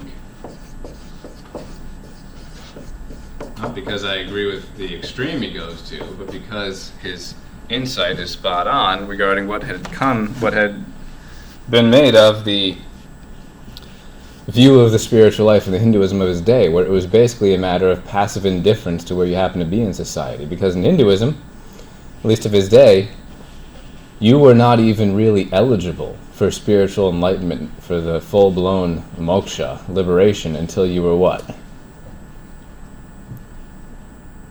A Brahmin. And how do you become a Brahmin? Coming to heaven. Yeah, recognizing, certainly that's how you arrive at it. But we didn't really focus on this because, I mean, this textbook, rightfully so, focuses on the values of the religions and not so much all the dark side of it. But for most, or at least much Hindu thought, the very arrival at that recognition of the identity of the Brahman, of the Atman, isn't even going to happen until you are in the Brahmin caste, which requires what? You have to like die and reincarnate. bunch of cycles. Like you're not going to get, like if you're an ordinary person, you're pretty low in the caste system. You're going to have to die and be reborn a bunch of times before you can work your way up to that level and then eventually get enlightenment. So I think, I can only guess, that maybe this, above all, displeased the Buddha about the Hinduism into which he was born. This passive, kind of quietistic, just acceptance of where you happen to be, and no striving towards higher levels, no insistence upon striving towards higher levels of enlightenment, because, well, what's the point anyway? You just have to kind of wait until you're sufficiently reincarnated as a Brahmin. So he preaches a religion of intense self-effort. You've got to make it happen. You've got to fight intensely for this spiritual awakening, this spiritual enlightenment. He says, here is a path to the end of suffering. Tread it. He's demanding, he's insisting, you tread this path. And the book itself acknowledges here that he considered it ridiculous that only the Brahmins could attain enlightenment. Now, this is related to a debate that transpires even within other religions. How exactly to approach this question of grace? It might be a little bit more complicated than it appears at first, because even within, for example, the Christian tradition, there are multiple takes on this. There's a whole spectrum of answers to the question of how does grace operate in the soul versus how does one's own works and effort operate in the soul. There are Pelagians within the Christian tradition who are, has anyone heard of Pelagians? It's not the most popular thing to talk about these days, I guess. Pelagians are basically in agreement with the Buddha. They don't believe that, they believe it's all about self-effort, that you can actually attain your own salvation and perfect your soul simply by your own moral effort. So they're 100% about moral effort. I'm sure they believe in God and grace and all that stuff, but it's almost superfluous for them. It's not necessary. And then there's the extreme opposite of that, which would be kind of like the Calvinist view, which would be that you are completely predestined one way or the other, and there's nothing you can really do about it, no matter how much you try. It's just a matter of pre-election or predestination. Those are the two extremes in Christianity. Most Christians are in the middle of those two extremes. I can say for sure that the Catholic and Orthodox and Anglican view would be that self-effort is necessary, but grace is also necessary, and it's available to everyone. Grace meaning the power from God himself. It's kind of like a hidden miracle. The power to do what is good and eventually attain salvation is that both one's own effort and grace are needed for that. All right. Mystery. Preached a religion devoid of the supernatural.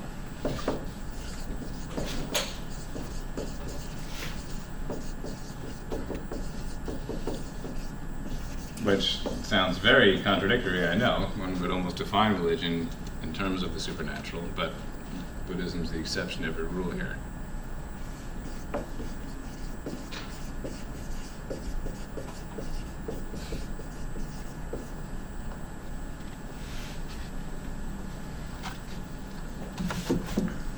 By this you shall know that a man is not my disciple, the Buddha said, that he tries to work a miracle.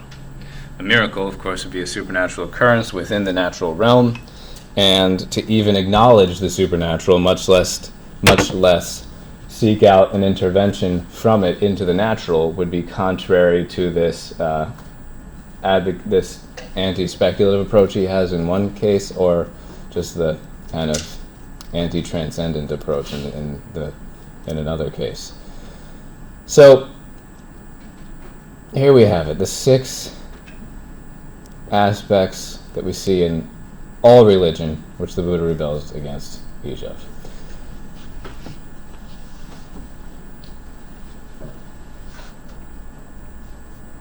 He condemned all forms of divination, soothsaying, forecasting as low arts, and though he concluded from his own experience that the human mind was capable of powers now referred to as paranormal, he refused to allow his monks to play around with those powers. So you could almost say it was worldly. You could almost say his religion was, in a sense, worldly, not in the sense of being obsessed with possessions and money. Of course not. It'd be the opposite of worldly in that sense. But it's worldly in the sense that it's naturalistic. It is not considering, much less deferring to, a infinitely superior realm of the supernatural. It is advocating for enlightenment entirely within the confines of the natural world as we happen to have it. All right. I'm not asking you in your notes for what follows, but I'll quickly run through it. I'm not going to put it on the board because you don't need it in your notes. But the book runs through several characteristics of what the author calls original Buddhism, the Buddhism that we would see as it came forth from the Buddha himself in its early years. It says it was empirical and scientific. These are basically synonymous. In other words, it proceeded not so much by way of a bunch of theories on how things ought to be or could be or should be, rather it proceeded by way of relentless testing out what works in this kind of laboratory fashion. It is focused on the concrete realities of lived experience. Lived experience is its final test, thus it is pragmatic. As we said before, pragmatic means practical. If you are a very pragmatic person, you don't care at all about what? Your house is probably pretty ugly. There's probably no good art in it or anything. If you're fully pragmatic, you I don't know, you don't do much recreation, maybe, you just work. So if you're very pragmatic, you're kind of entirely concerned only with individual means that are demonstrably conducive to certain ends that you have in mind. And if it's not a means that is very concretely conducive to a certain end you have in mind, you basically have no time for it. So it's pragmatic, it's also therapeutic, he says. And this is the key. We need to pause in this one for a moment, even though I'm not asking you for it in your notes. The Buddha says, one thing I teach, suffering and the end of suffering. Ill and the ceasing of ill. That's it. So those are the Buddha's own words. He's saying the entirety of my message is the elimination of suffering. That's all I care about. And when you realize that is the Buddha's stated goal, all these other things kind of start to make sense. All of these other rebellions against these fundamental aspects of religion start to make a little more sense. Because when you go to a doctor, for example, the type of treatment you get is going to entirely depend upon what first? Diagnosis, exactly. If the disease is diagnosed differently, the treatment regimen might be completely, radically different. So the Buddha diagnoses the disease of the human condition to be suffering. And I want to give him credit here. Maybe everything he says makes perfect sense insofar as that is the problem. But if suffering is not the problem, then many, if not most, if not all of these individual tenets kind of fall by the wayside. And I can say with certainty that most other religions will not define suffering as the problem. Suffering's a problem, to be sure. I don't know of any religion that encourages that loves suffering, thinks it's a great thing. They all consider it to be a problem, but not the problem, and thus the solution is not the end of suffering. That's something else entirely. Christianity, above all, does not teach that suffering is the problem. None of us want to suffer, yes, but Christianity is certainly not a way out of suffering, but it's a way into it, even through it. It's a way to transform suffering into something glorious. I sure hope no one becomes a Christian under the premise that it's going to make your suffering go down. That's not the point of it at all. It's also not the point of Judaism or Islam. Neither of those promise the end of suffering. Their treatment flows from their diagnosis of the disease. The disease, suffering being the least problematic of the diseases we have. The most problematic being sin and death. And most every Western religion will, and Islam, whether you consider that Eastern or Western, whatever, but will diagnose sin and death as the disease. And the treatment, therefore, the thing we're after, therefore, the solution to the problem for Judaism would be the law, follow the law, and love God and neighbor. For Islam, it would be, Islam, the very word, surrender to the will of God. And also, for Christianity, it would be entirely about the will of God, especially as it pertains to diving into suffering, not striving to escape it. One of Christianity's fundamental teachings is not find a way to get rid of your cross, it's pick up your cross and follow me. So, this, I think, is the key, probably the key concept for understanding, and not that I'm an expert in this in Buddhism, I'm definitely not. But from what I can tell, and everything I've read so far, it seems that the whole of Buddhism flows from that first premise. And if you agree with that first premise, then much of it that follows makes perfect sense. But if suffering is not the ultimate problem, if there are deeper problems, then a lot of what the Buddha says as resolutions don't really seem to add up. Speculation might not make you suffer less. Probably won't. But maybe it'll resolve an even deeper problem. Despair at not knowing what comes after death. Despair at not knowing if there's a God, if my life has meaning, things like that. Maybe that's a much deeper, more serious problem than simply suffering. The next question, of course, is whether this will work. Whether the Buddha's regimen will work. And I don't have an answer to that because I haven't tried it. I'm not a Buddhist. But I'll go ahead and give him the benefit of the doubt and say yes, maybe it will. Maybe if you fully follow the Buddha's regimen here, completely, then and we haven't even really gotten to the deepest part of it yet. That's about to come next here in the Four Noble Truths. Maybe you will be delivered from all suffering. The question is it worth it then?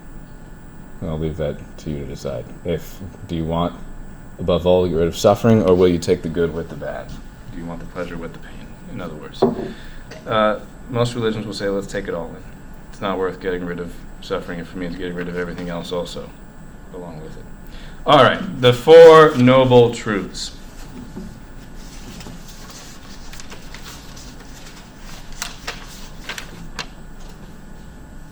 I'm sorry, I skipped a couple of these. Let me just run through them real quick since they're here and I said I'd go through them.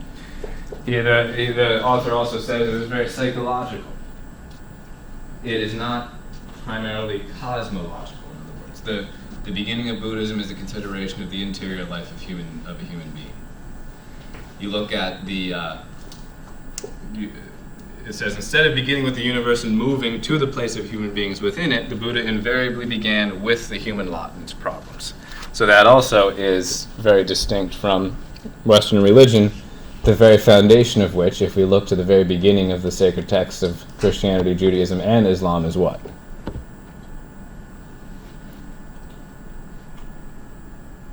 Shoot, now I can't remember the first verse of the Bible. But I know the gist of it. It's in the beginning when God created the heavens. Okay, so yeah, the very beginning of Genesis goes through the foundations of the universe. Man comes in much later. Not much later, I mean several chapters later. But the point is, Buddhism is immediately psychological. That's not that doesn't come in later after the cosmological, after the consideration of our place in the universe. That's all kind of secondary. Egalitarian. What does that mean? Egalitarian is the opposite of what? Elitist. So Buddhism was a well-needed relief from the elitism of the caste structure of Hinduism then, which would be the opposite of egalitarian, everyone was an equal in Buddhism. His orders were open to all regardless of social status. Finally, it was directed above all to individuals. Very much, you couldn't be a good Buddhist just by fitting in well to some Buddhist society or order and just kind of checking off all the boxes. It was radically about you and your response to these teachings. All right, so now finally we can get to the foundation of the teachings themselves in the Four Noble Truths. So racing here.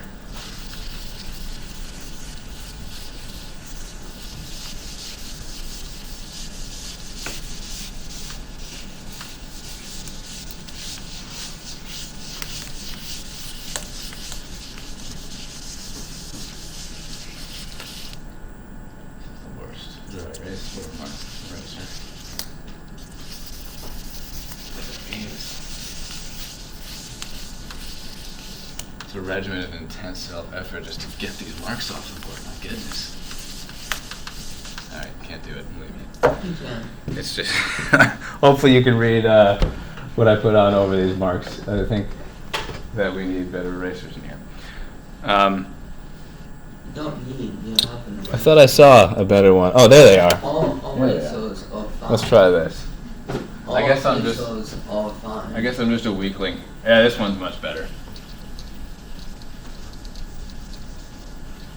I think there's nothing problem with the other way. Maybe not. All right, so the Four Noble Truths. The first, life is dukkha.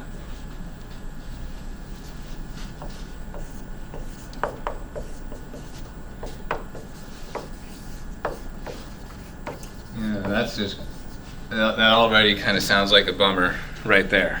And it is. Dukkha would be suffering. That's what it's usually translated as here, he says, and then we'll might as well stick with that.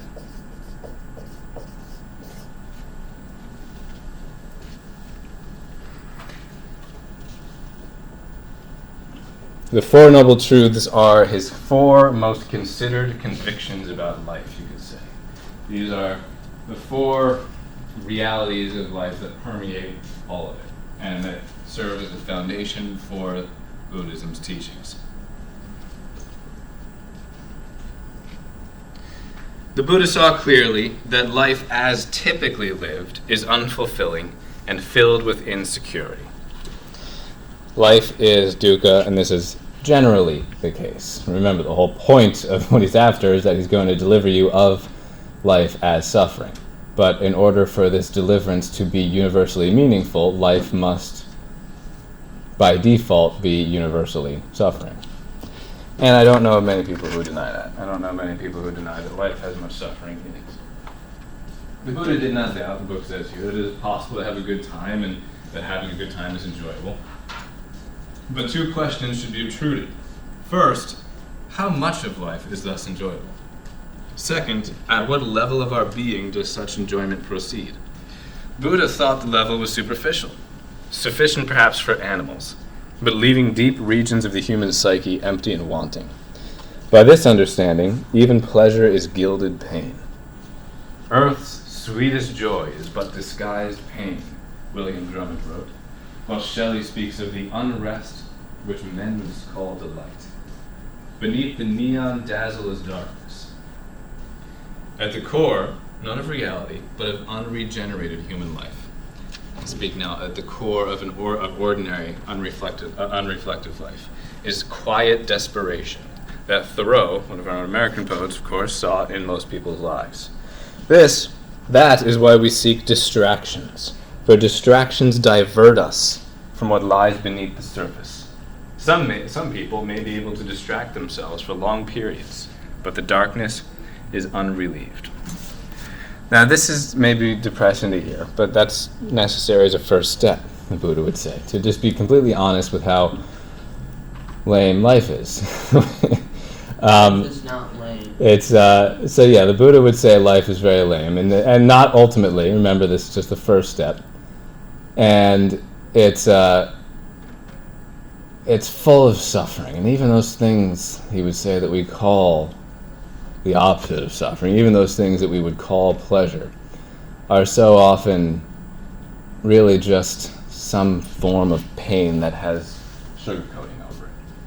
So we need to be brutally honest about the condition of an unreflective life, of an unenlightened life, as he would put it. And we recognize that it's suffering, and then what do? Well, we recognize where it comes from. But he does have more to say before we recognize where it comes from. He lists a number of moments where this suffering, also referred to as dislocation. A dislocation would be like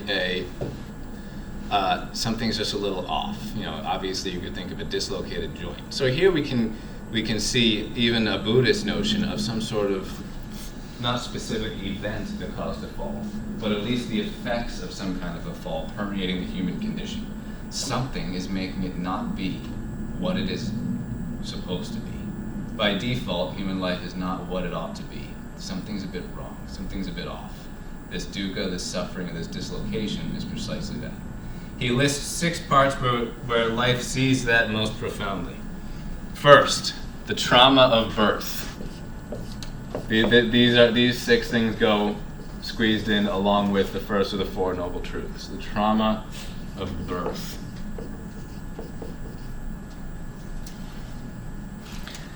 We come into this world through a rather painful process. Perhaps not for us who are coming into the world, but for our mother delivering us into this world. And as one who has now been at 3 births, all of which had no pain meds whatsoever, I can attest that it is quite painful. Not that I felt the birth process myself, but I saw it. It's painful. So this is quite obvious and impossible to deny. The second would be sickness.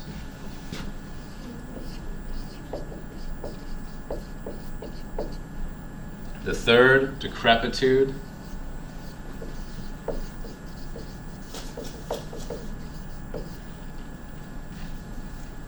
The fourth,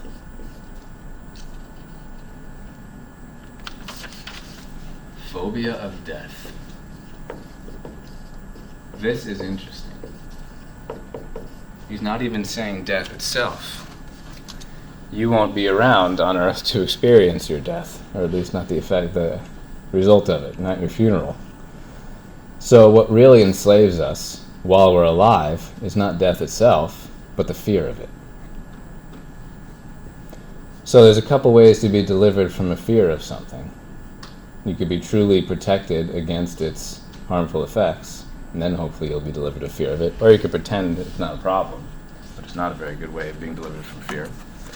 But it's interesting because even Christian scriptures speak of the enslavement of the soul because of fear of death. To be cured of the fear of death is a universal goal. You will see that across religions, across cultures, and philosophy as well. Everyone is trying to figure out a way to be cured of the fear of death.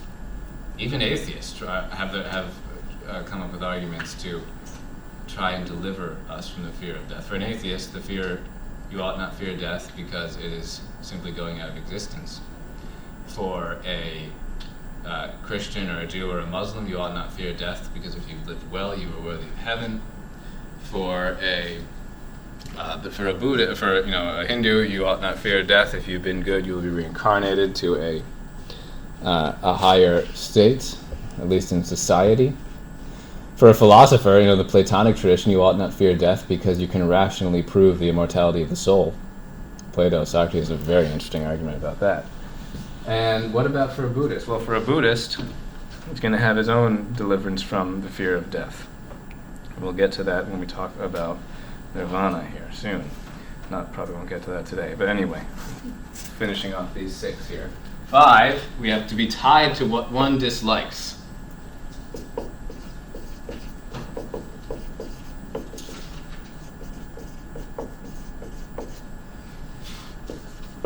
We're all stuck having to do things, having to be places and having to be around people that we just like. If you've managed to find a way out of that, then let me know how you manage that. But it's just part of life. We're stuck with things we don't like, and that's a real drag. That makes life difficult. You might think, man, if only I had a few $1 million, I could get rid of all I could arrange my life so that I didn't have anything in it that I disliked. Yeah, right. You will have even more things in your life that you dislike if you become rich. This is how it tends to happen. 6, to be separated from what one does like, or in this case, love. These are the 6 essential dislocations that prove for the Buddha that life is suffering. To be separated.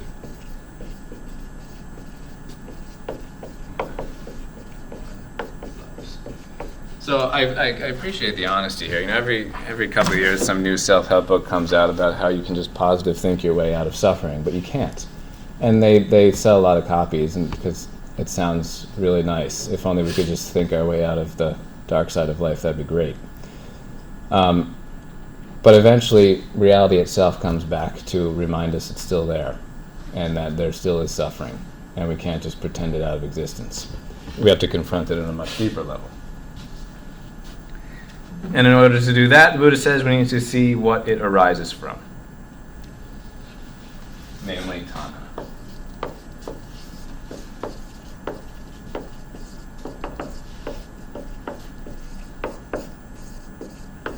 What is tanha? Desire. So, as I think I've mentioned before, if we define suffering, at least in one sense, as the gap between desire and fulfillment, desire up here, fulfillment down there, there's of course a gap between desire and fulfillment. Suffering is that gap. We generally close the gap between desire and fulfillment by trying to do what? Bring fulfillment up to the level of desire. In other words, get what we want. But if suffering is just the existence of that gap, what's the other way to close the gap? Suffer less? Suffer less, definitely. How are you going to suffer less if you got desire up here and fulfillment here?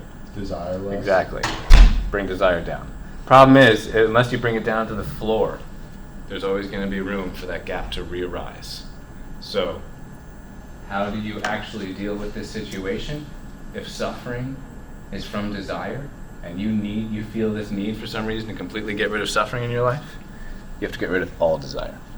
And that's our third noble truth here. And this is a point of contention even within Buddhism, what exactly this means. Tanha must be eliminated. What kind of desire? A strict Buddhist reading of what the Buddha actually said seems to mean absolutely all desire. Even desire for good things. Even desire for enlightenment. Even desire for spiritual growth. And here again, I can't help but acknowledge that it seems we're at an inconsistency within Buddhism itself. Because the Buddha is telling us that we should what? Seek enlightenment, which implies we should desire it. But if he's telling us we have to get rid of all desire, then how do we do that? So it seems problematic. But another reading of this says, no, really what we're talking about here is not all desire, but low desire, worldly desire. Desire for comforts and pleasures and success and money and popularity, all those lower desires that we have. And if that's what the Buddha is teaching, then that's a very good overlap, actually, with most other religions as well. You won't find many religions out there saying, yeah, go ahead and be filled up with ambition for pleasure and money and power.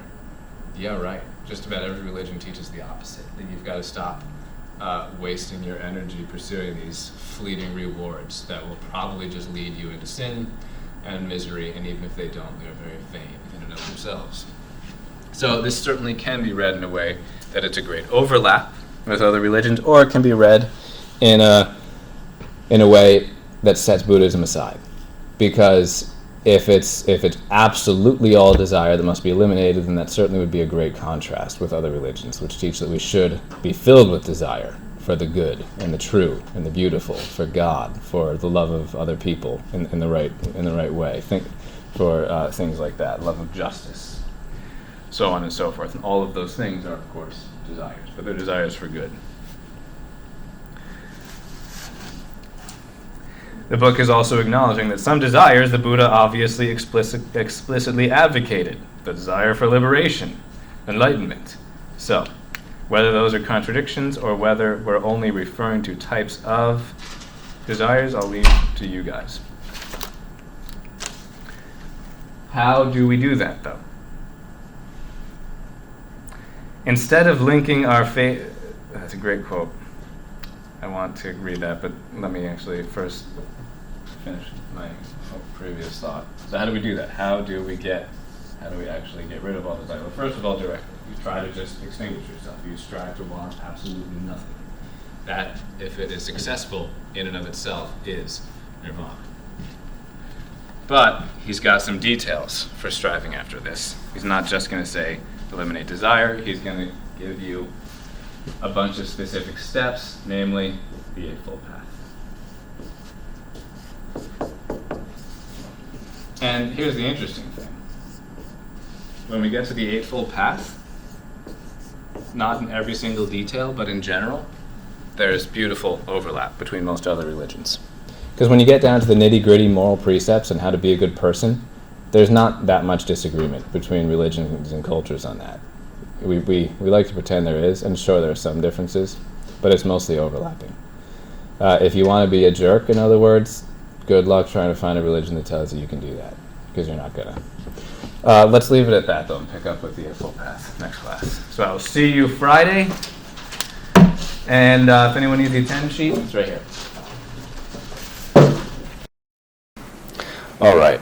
So picking up where we left off, well, first of all, actually, does anyone need discussion sheet 2, Buddhism discussion sheet 2? No, you don't need it, okay.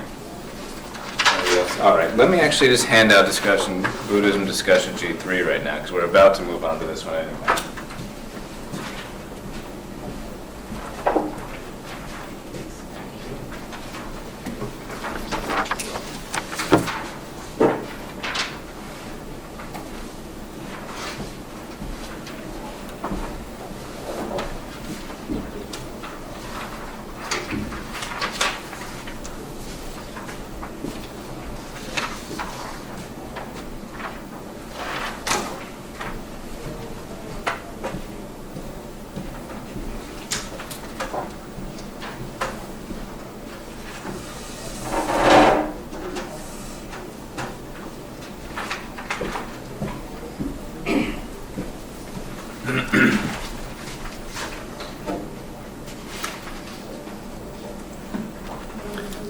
All right.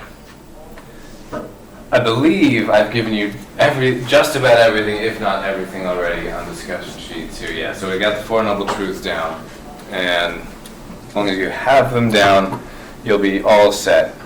The only thing you really need is the name of each. Although for the first one, we did put the 6 aspects of the dislocation of the world in Buddhist thought.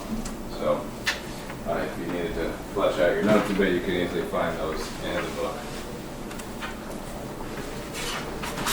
We talked about whether this tanha, this desire that Buddhism is referring to, is absolutely all desire or a type of private desire. And the way you interpret that, of course, very much changes how Buddhism is undertaken in practice. If it's absolutely all desire, it's a much more radical, Theravedic. Well, there's this distinction between Mahayana and Theravada Buddhism, and Theravada Buddhism would be much more radical in this end, whereas a Mahayana Buddhism would be the big tent, or big raft in older term. Buddhism would probably refer to this simply as a type of selfish or private desire. And the book has a few things worth sharing on that before we move on to the Eightfold Path. The book favors the interpretation where tanha that needs to be eliminated is a specific kind of desire, the desire for private fulfillment. When we are selfless, it says here, we are free. But that is precisely the difficulty, to maintain that state. Tanha is the force that ruptures it. pulling us back from the freedom of the all to seek fulfillment in our egos, which ooze like secret sores. Tanha consists of all those inclinations which tend to continue or increase separateness, the separate existence of the subject of desire. And in fact, all forms of selfishness, the essence of which is desire for self, at the expense, if necessary, of all other forms of life. Life being one, all that tends to separate one aspect from another must cause suffering to the unit, which even unconsciously works against this law. So Tanha is a type of desire that focuses on our private fulfillment and good at the expense of the good of other people. And the more we focus on that type of desire, the more we inflate the ego. And that is always a problem. Oozes like a secret sore, as that quote says there, which I find fitting. Instead of linking our faith and love and destiny to the whole, unfortunately, we persist in strapping these to the puny burrows of our separate selves, which are certain to stumble and give out eventually. Coddling our individual identities, we lock ourselves inside our skin-encapsulated egos and seek fulfillment through their intensification and expanse. Fools to suppose that imprisonment can bring release. Can we not see that 'tis the self by which we suffer? Far from being the door to abundant life, the ego is a strangulated hernia. The more it swells, the tighter it shuts off the free-flowing circulation on which health depends, and the more pain increases. Lots of not so nice-sounding illustrations and allegories there, but they are, I think, fairly accurate in describing the human ego. This obsession with the self and the private good at the expense of others, forgetting others, focusing on the self. A strangulated hernia, well, that's a rather fitting analogy. So this interpretation of the Four Noble Truths, Tanha in particular, this way of understanding it would indeed be a great overlap with just about every other religion, which will also advocate strongly for the elimination of the egoistic way of life, egoistic thoughts even. Forgetting oneself would be the solution to this. Self-forgetfulness would be a dimension of what's called the virtue of humility. Humility, we talked about in a slightly different context a few classes ago, but humility allows one to, well, before saying it, let me ask you guys. So the elimination of Tanha, insisting that we get rid of this egoistic, selfish way of life. And the selfish way of life is concerned only with one's private fulfillment, with the attainment of one's private goals. And when one succeeds in these limited in scope, private, selfish goals, one rejoices for a time. And if, however, hypothetically, if you were so forgetful of the self, if you had so deflated the ego, that you didn't think about yourself at all, more so than others, as more important than others at all, what would you be able to do?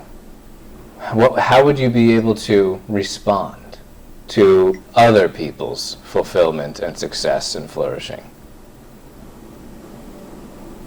You'd never feel what?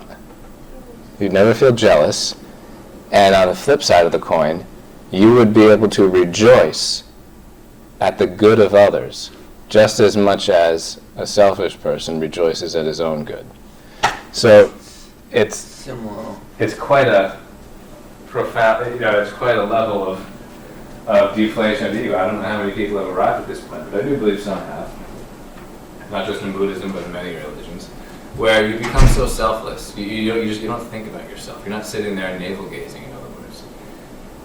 You have this genuine charity in your heart towards others, to the point where learning of their successes and their joys and their fulfillment and flourishing gives you just as much joy as if it were your own, because you're truly humble. And you are safeguarded against all despair and depression that way, because as ugly as things get, there's always some good to rejoice in others. So it's very powerful, and that's a very good interpretation of this elimination of tanha. All right, but now let's move on to sheet 3, Buddhism discussion sheet 3. This is, as you can see, primarily about the Eightfold Path. The Eightfold Path itself is the fourth noble truth, the need to follow the Eightfold Path. So this is like a ladder. We're climbing from the 4 truths to the 8 paths. The one path that has 8 dimensions to it. And then the Eightfold Path itself will have its final step, something else beyond itself. So it's this ladder that keeps being climbed. All right. Treatment is by training here, not by pills, rituals, or grace. It's as we've discussed before, Buddhism is a religion of intense self-effort. That's what the Buddha preached. It's more like, if we're looking at this by way of analogy in medical terms, you are not going to the doctor to be given antibiotics, which will just nicely and quickly cure you, hopefully.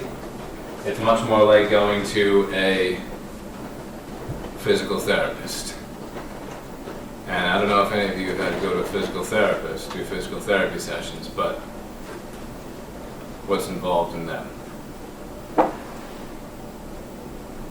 Hurts, right? It's a lot of pain, but it's good. It's very productive. It's very, because you have to move muscles, you have to move. It's not easy, right?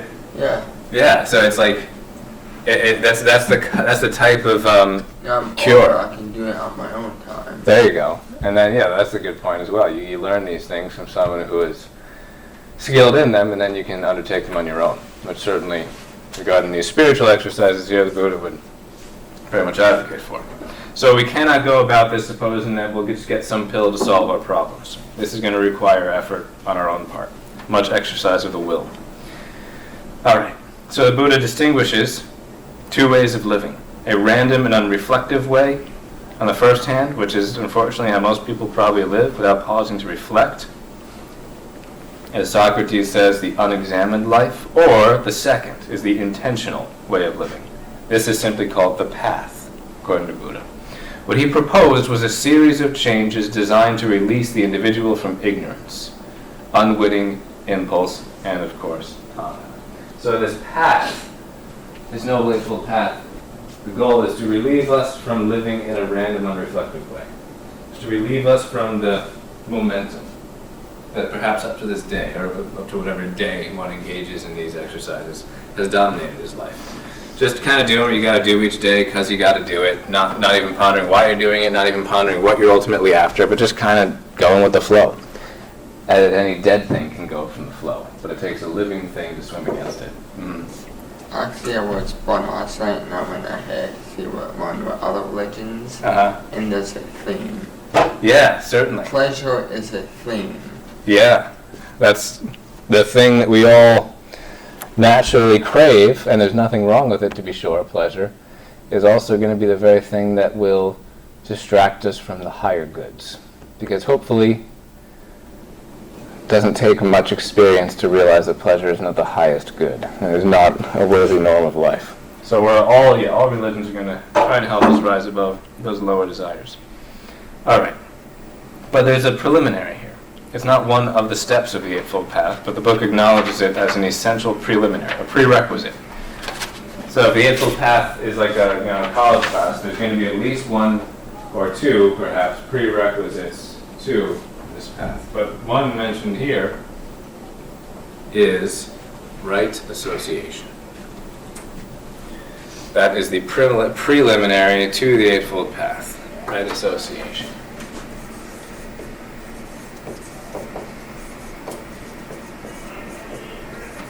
What's that supposed to mean?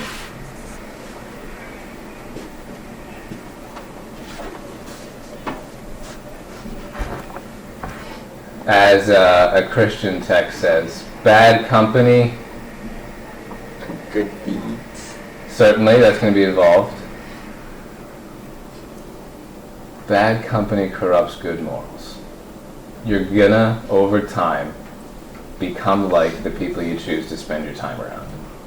That's just our nature. We need to be wise there. We need to be discerning in those whom we choose to spend our time around. That's what right association advocates for.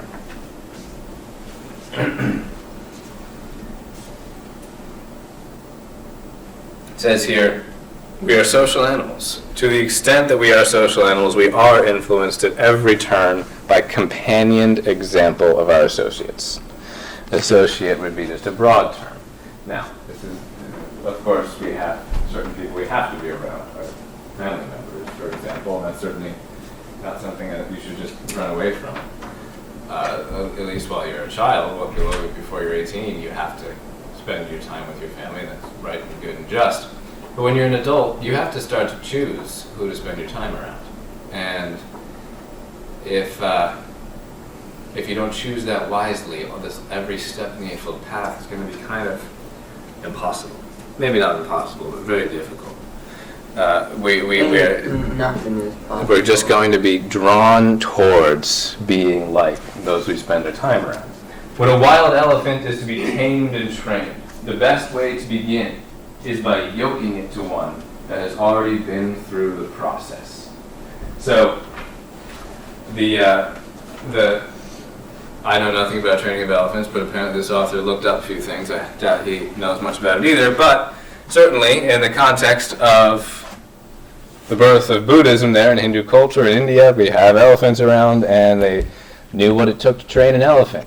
And the best way to do that was to yoke it, meaning literally tie it up together with, or at least put it next to, have it spend its time with, an elephant that's already been trained. And much of the work is kind of done for you. Now, what is true with them is true with us on an even deeper level, because we are social animals on an even deeper level than other animals are. This was certainly Aristotle's teaching. I'll pause for a moment here. This is going to be a big theme in the Confucianism unit that will come up next, the social dimension of our existence. So by way of a preview, just because it's acknowledged now in the reading, the traditional view, and I agree with it, is that we are social animals in an even deeper degree than any other animal, because of the fact that we are born, as it were, without instinct. We have some instincts, yes, don't get me wrong. But instinct does not tell us how to go about 99% of our lives. For animals, instinct tells them just about everything they need to know. Sure, there's some upbringing involved in that as well, but it's minuscule compared to what we need. And unfortunately, there are examples that prove this point. And it's just tragic to even think of this, but it's true that this happens. There are children who have horrendously abusive parents who just lock them in a closet from like birth up, give them food, and they have no interaction at all with human beings. And then at some point later in life, maybe when they're 7 or 8, I don't know, they're finally rescued from this horrendous situation. And what are these so-called feral children found to be like? Anyone read these cases? Serial killers. So they'll often wind up really messed up in that way, yeah. So something like feral children. Yeah, feral children, yeah. Like, they can't. Now, don't get me wrong, they're still human beings and they have all of the intrinsic and infinite dignity that comes along with being a human being. We shouldn't doubt that for a moment. But, in terms of their behavior, you can scarcely identify them as human. Contrast that to a dog. Let's say you buy a dog as a puppy, and let's say it almost never sees any other dogs for its whole life. It still acts basically like what? A dog. It's because it's not, yes, it's social to a degree, but nowhere near the degree that humans are. We are formed to the very depths of our being by our association with others, in a way even deeper than any other animal. So if we don't recognize that, we're not going to get very far. If we don't recognize how essential this is to our very nature, we're not going to get very far. Now, this is largely rejected in modern philosophy, which sees all, since Thomas Hobbes' social contract theory, you may have heard of it, has seen all association, all social structures, and all collaboration as just nothing but a contract, really, an implicit contract so we don't kill each other. But let me just come right out and say he's dead wrong. We are social beings. We need each other on a very deep level. So, recognizing that, we are wise. We try to be wise in who we spend our time around. Robert Ingersoll, he says here, once remarked that if he were God, he would have made health contagious instead of disease. To which an Indian contemporary responded, when shall we come to recognize that health is as contagious as disease? Virtue is as contagious as vice. Cheerfulness is as contagious as moroseness. So this guy kind of flippantly said, oh, if I were God, I would have made good stuff contagious instead of bad stuff. And this Hindu probably was responding, he did. And isn't that true in a way? Not in the literal biological way, of course. But on a deeper level it is. If you spend time around people with the right outlook on life and who have joy and peace and patience, kindness, goodness, gentleness, generosity, if you spend time around people who have those qualities, they're likely going to seep into your own demeanor as well. On the other hand, if you spend time around people who are arrogant, prideful, rude, uncharitable, envious, lustful, slothful, so on and so forth, you're going to probably start becoming like that as well. All right, so we have right association, and then we proceed to the Eightfold Path. Why is that important? Well, let me just give you a quick thing for your notes there.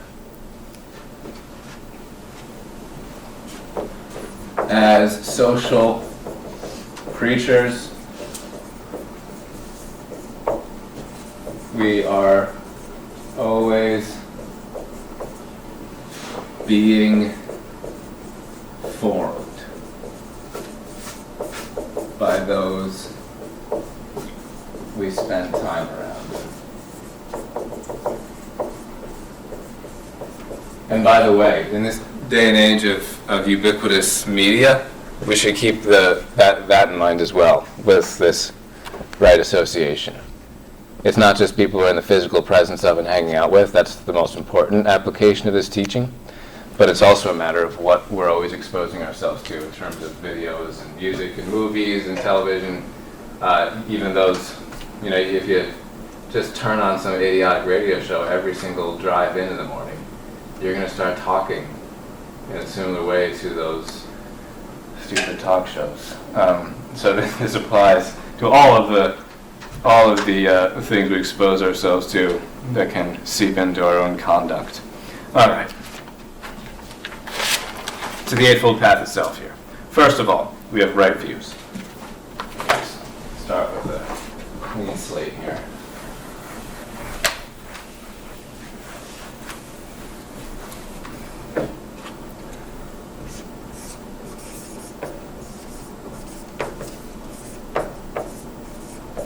Right views. You got to think well. Now, the interesting thing is that when right views get handed down from one generation to the next, they are what? Tradition, which ironically seems to have rebelled against, but anyway, we've already talked about that. Right views, you must reason well. At the very minimum, even if reason is not strictly speaking the primary guiding force behind your life, at the very minimum it says here, reason must be given veto power. What's that supposed to mean?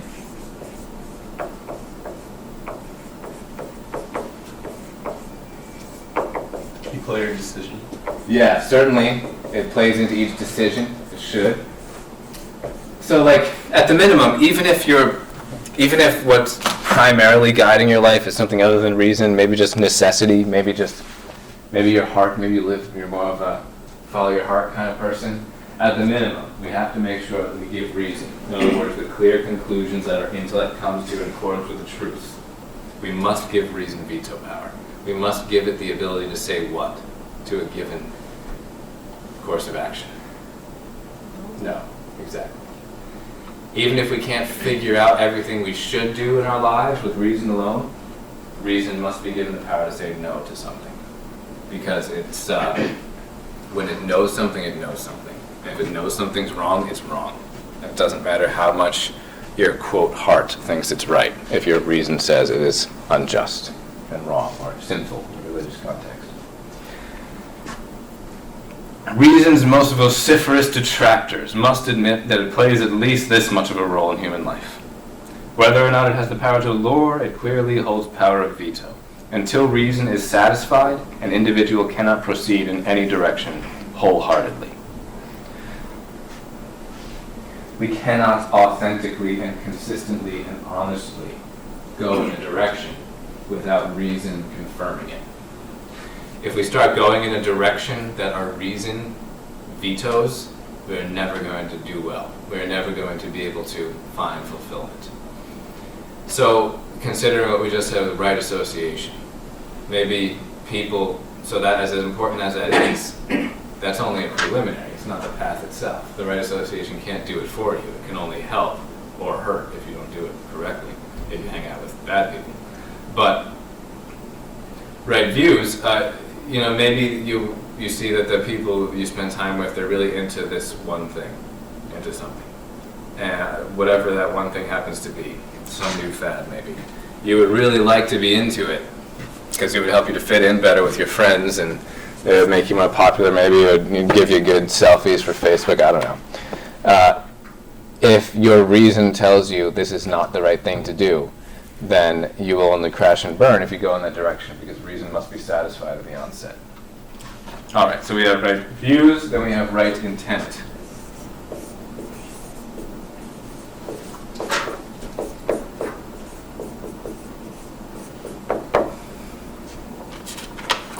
And by the way, this Eightfold Path, we're getting now into more of the ethical and moral and practical guidelines of Buddhism.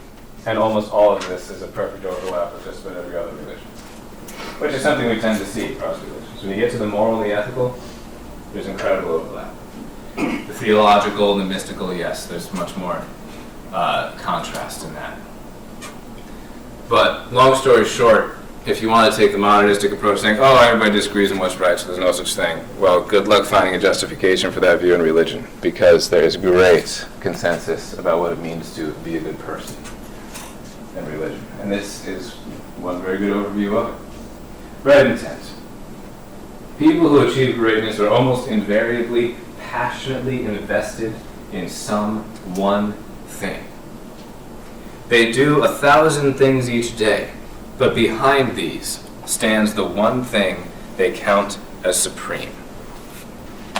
We all have to undertake so many tasks each day, but if there's not one principle that unifies all of them and gives them coherence, then we're just kind of living a haphazard type of life. And let me summarize this here as having one supreme unifying principle to action.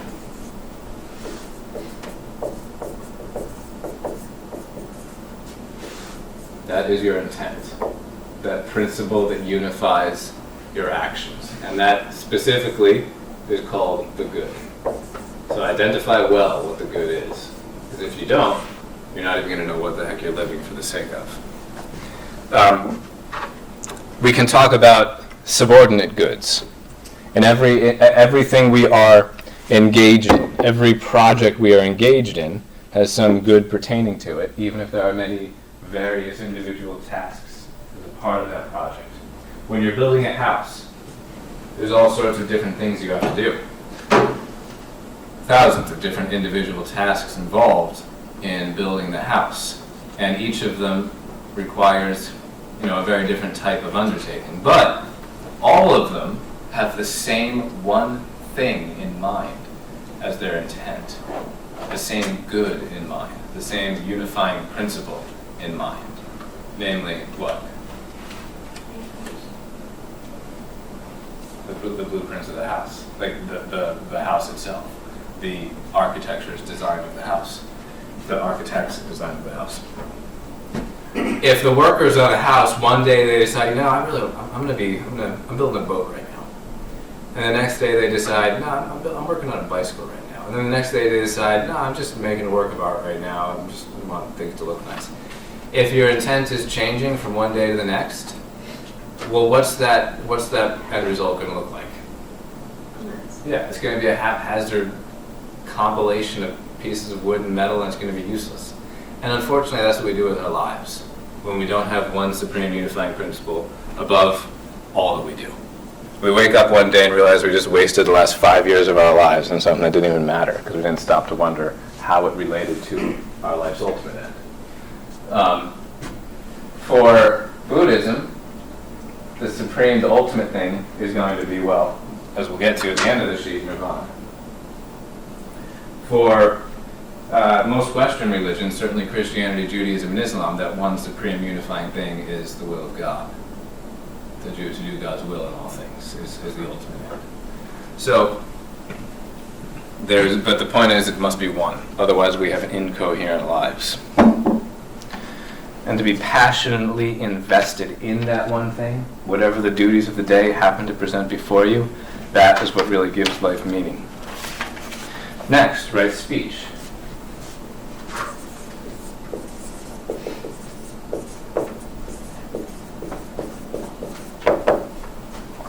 This is incredibly important in Buddhism.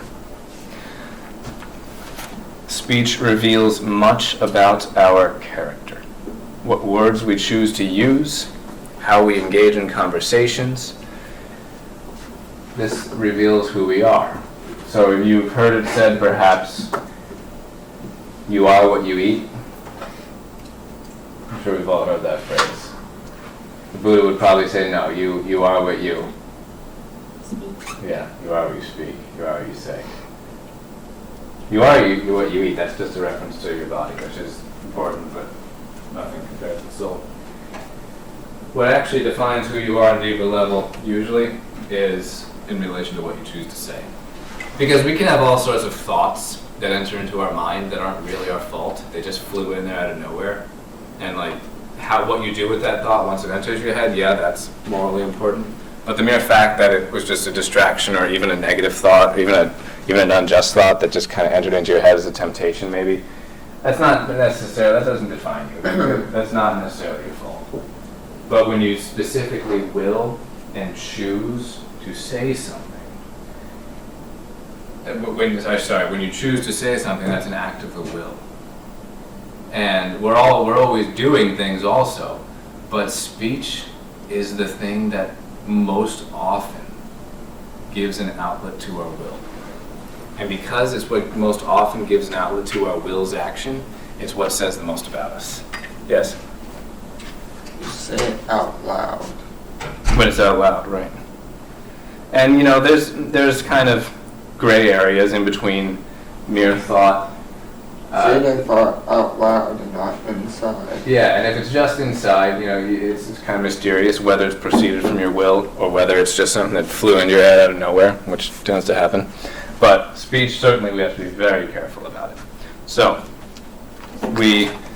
why must we have right speech? Our speech reveals our character.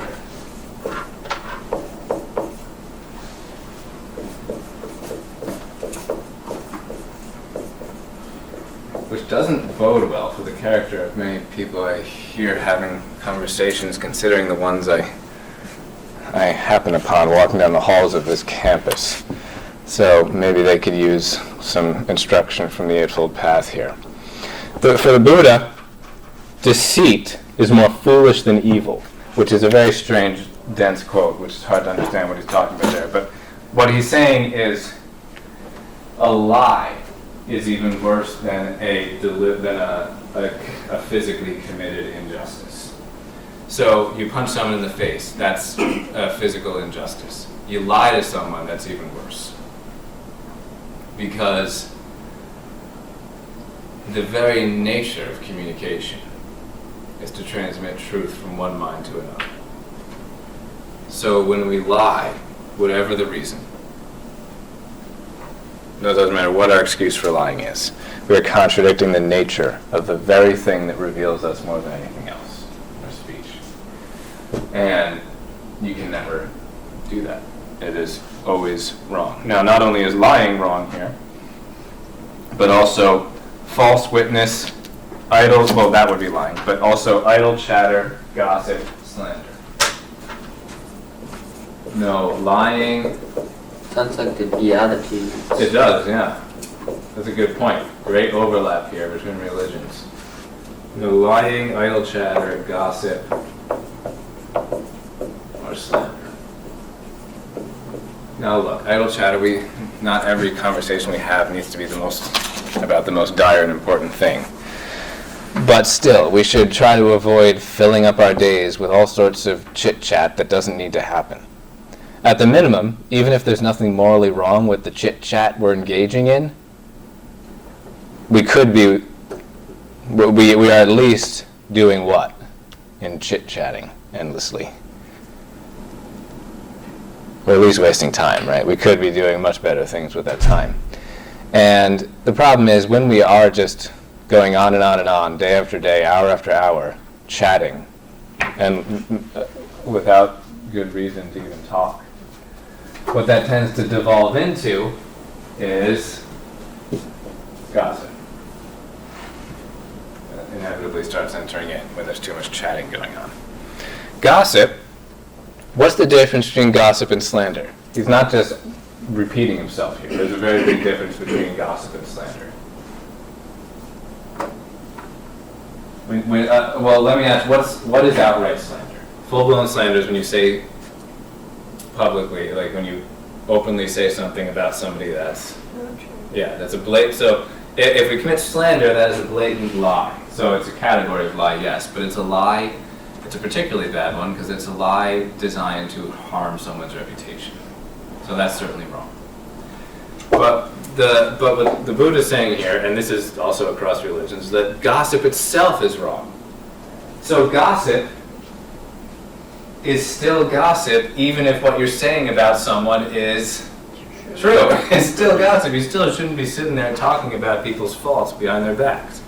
Only if it's absolutely necessary should we bother concerning ourselves with the faults of others. If you need to caution someone about a certain situation, and the only way you can do that is by telling them, watch out, and you don't want to succumb to this or that trap, maybe.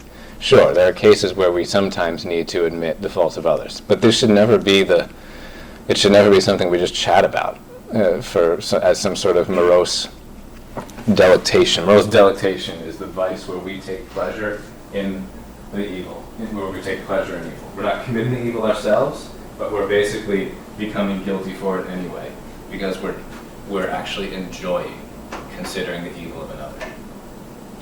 And that's what gossip is an outlet for, morose delectation. Think about all those horrible talk shows out there that the only reason they exist is just to bring people in miserable situations on, so you can look at their miserable situations and just kind of enjoy how miserable they are.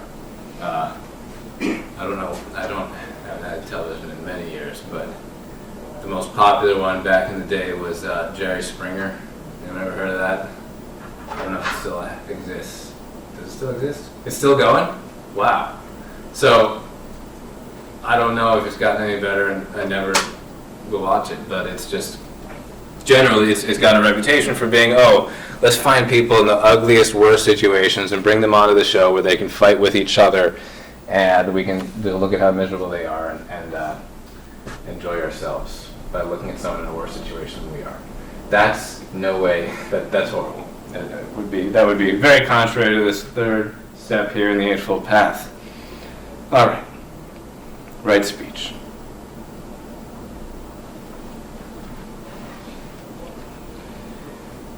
Right conduct is next. So it's interesting.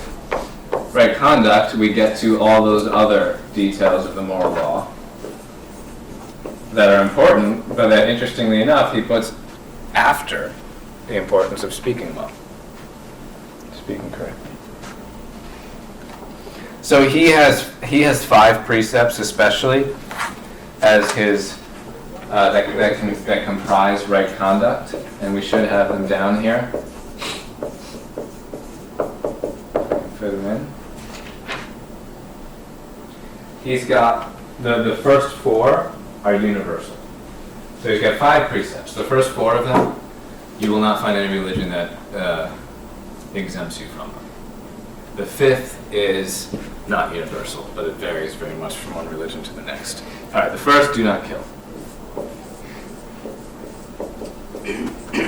sounds like a commandment. Yeah, so the Ten Commandments had already existed for a very long time when the Buddha came about, but I doubt he knew of them. That's a good question. Yeah, I have no idea how much, it is very difficult to say for sure, how much contact the cultures had with each Is that other. a boo tree?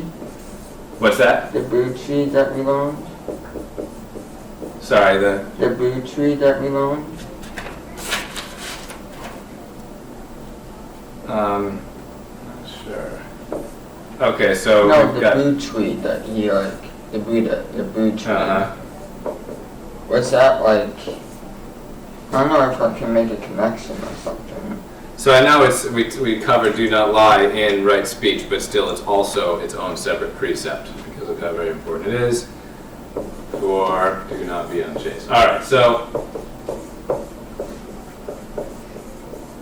there's another one coming, but I'll pause here for a moment because good luck finding a religion or a philosophy for that matter. There are plenty of pseudo-philosophies out there that will justify these things, but you can't kill, you can't steal, you can't lie, you can't be unchaste. You gotta control yourself. Unchaste. Unchaste is sexual activity outside of marriage. So you won't find any religions that condone any of these things. The fifth precept you will. The fifth precept is in Buddhism and Islam, but certainly not in Judaism or Christianity. Do not drink intoxicants.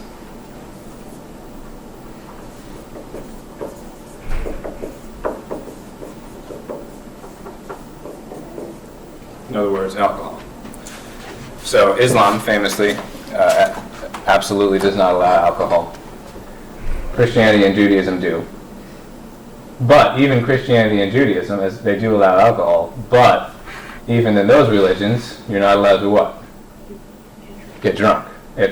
No religion is going to say, yeah, go ahead and get wasted. That would be a sin in any religion.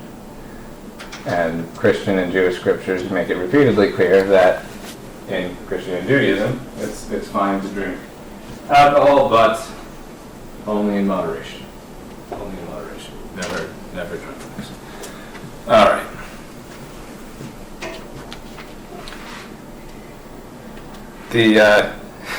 The book makes a little remark here. It is reported that an early Russian Tsar, faced with the decision of whether to choose Christianity, Islam, or Buddhism for his people, rejected the latter two because of this fifth prescription. In other words, this Russian king was deciding what religion to make his country, Christian, Buddhist, or Islamic, and he chose Christian because it was the only one that allowed alcohol. Maybe that's true. Who knows? All right. For those who are intent enough on liberation to give their entire lives to the project, we move on to the next thing: right livelihood. Sorry, this is I misspoke there. This is not only for those who want to give their whole lives to the project, the quote project of spirituality. This is for everyone. It has a specific way of happening, and one who wants to give his whole life to it. But everyone must choose their livelihood well. That would be the fifth step of the path here. Occupation. Choose your occupation well. It's going to have a big influence on who you become. It's not who you are. Absolutely not. You are not your job. It's always annoyed me. We ask a kid, what do you want to be when you grow up? We expect them to give us a job, a career, an occupation. But it would be much better if they said, a good person, a good blank, like whatever the religion is, as husband, wife, father, parents. That would be a much better answer. But anyway, it's still important. It's not who you are, but it is important. And if we don't choose wisely our livelihood, it's going to make our own growth in the spiritual life difficult. And the primary way we make our growth in the spiritual life difficult by way of livelihood is when we decide what to do based solely on what questions? Money. When we let money be the... And look, I'm not saying we've got bills to pay. We have to be realistic also. But if you've got two career paths before you, you're torn between them, both of them would provide a dignified standard of living. You're not going to be in destitute poverty either way. But one of them is much more conducive to who you feel you are, much better for yourself, much better for society, more honorable, more noble. You know, you see where I'm getting with this. Then choose that one, even if it pays less. That's, I think, one way of taking the Buddha's advice here in this fifth step. Choose wisely what you do with your life. It's going to have repercussions. And there are certain things that are absolutely outlawed. We only have a minute here, so I'm going to stop in a moment. We'll finish this off on Monday. But you can't be a poison peddler. Today that would be, I suppose, no involvement in euthanasia. You can't be a slave trader. And you can't be a prostitute. Those were not allowed for Buddhist right livelihood.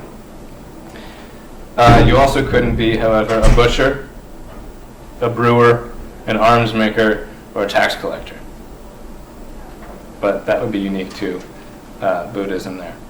Anyway, some people in right livelihood, though for those who are intent on liberation enough to give their entire lives to the project, this would consist in joining what? As the cover of our book shows, a monastery, a Buddhist monastery. But that's radical. If going all out is what you feel inclined towards, or rather called towards, then that's good. You should do it, and you must do it. Only in that will you find your real flourishing and fulfillment. But for most people, it's of course not going to be that extreme. You can't, you can't raise a family being in a monastery, for example.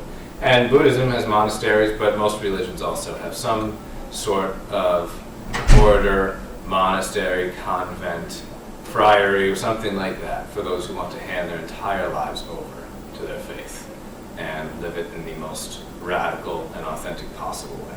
Not for everyone, but for those who it is for, it is amazing. All right, let's pause it there and pick up with this. Next week, we'll finish off this discussion sheet, and then we will take our Confucianism quiz. So have an excellent weekend. If you need the attendance sheet, just sign that before you go.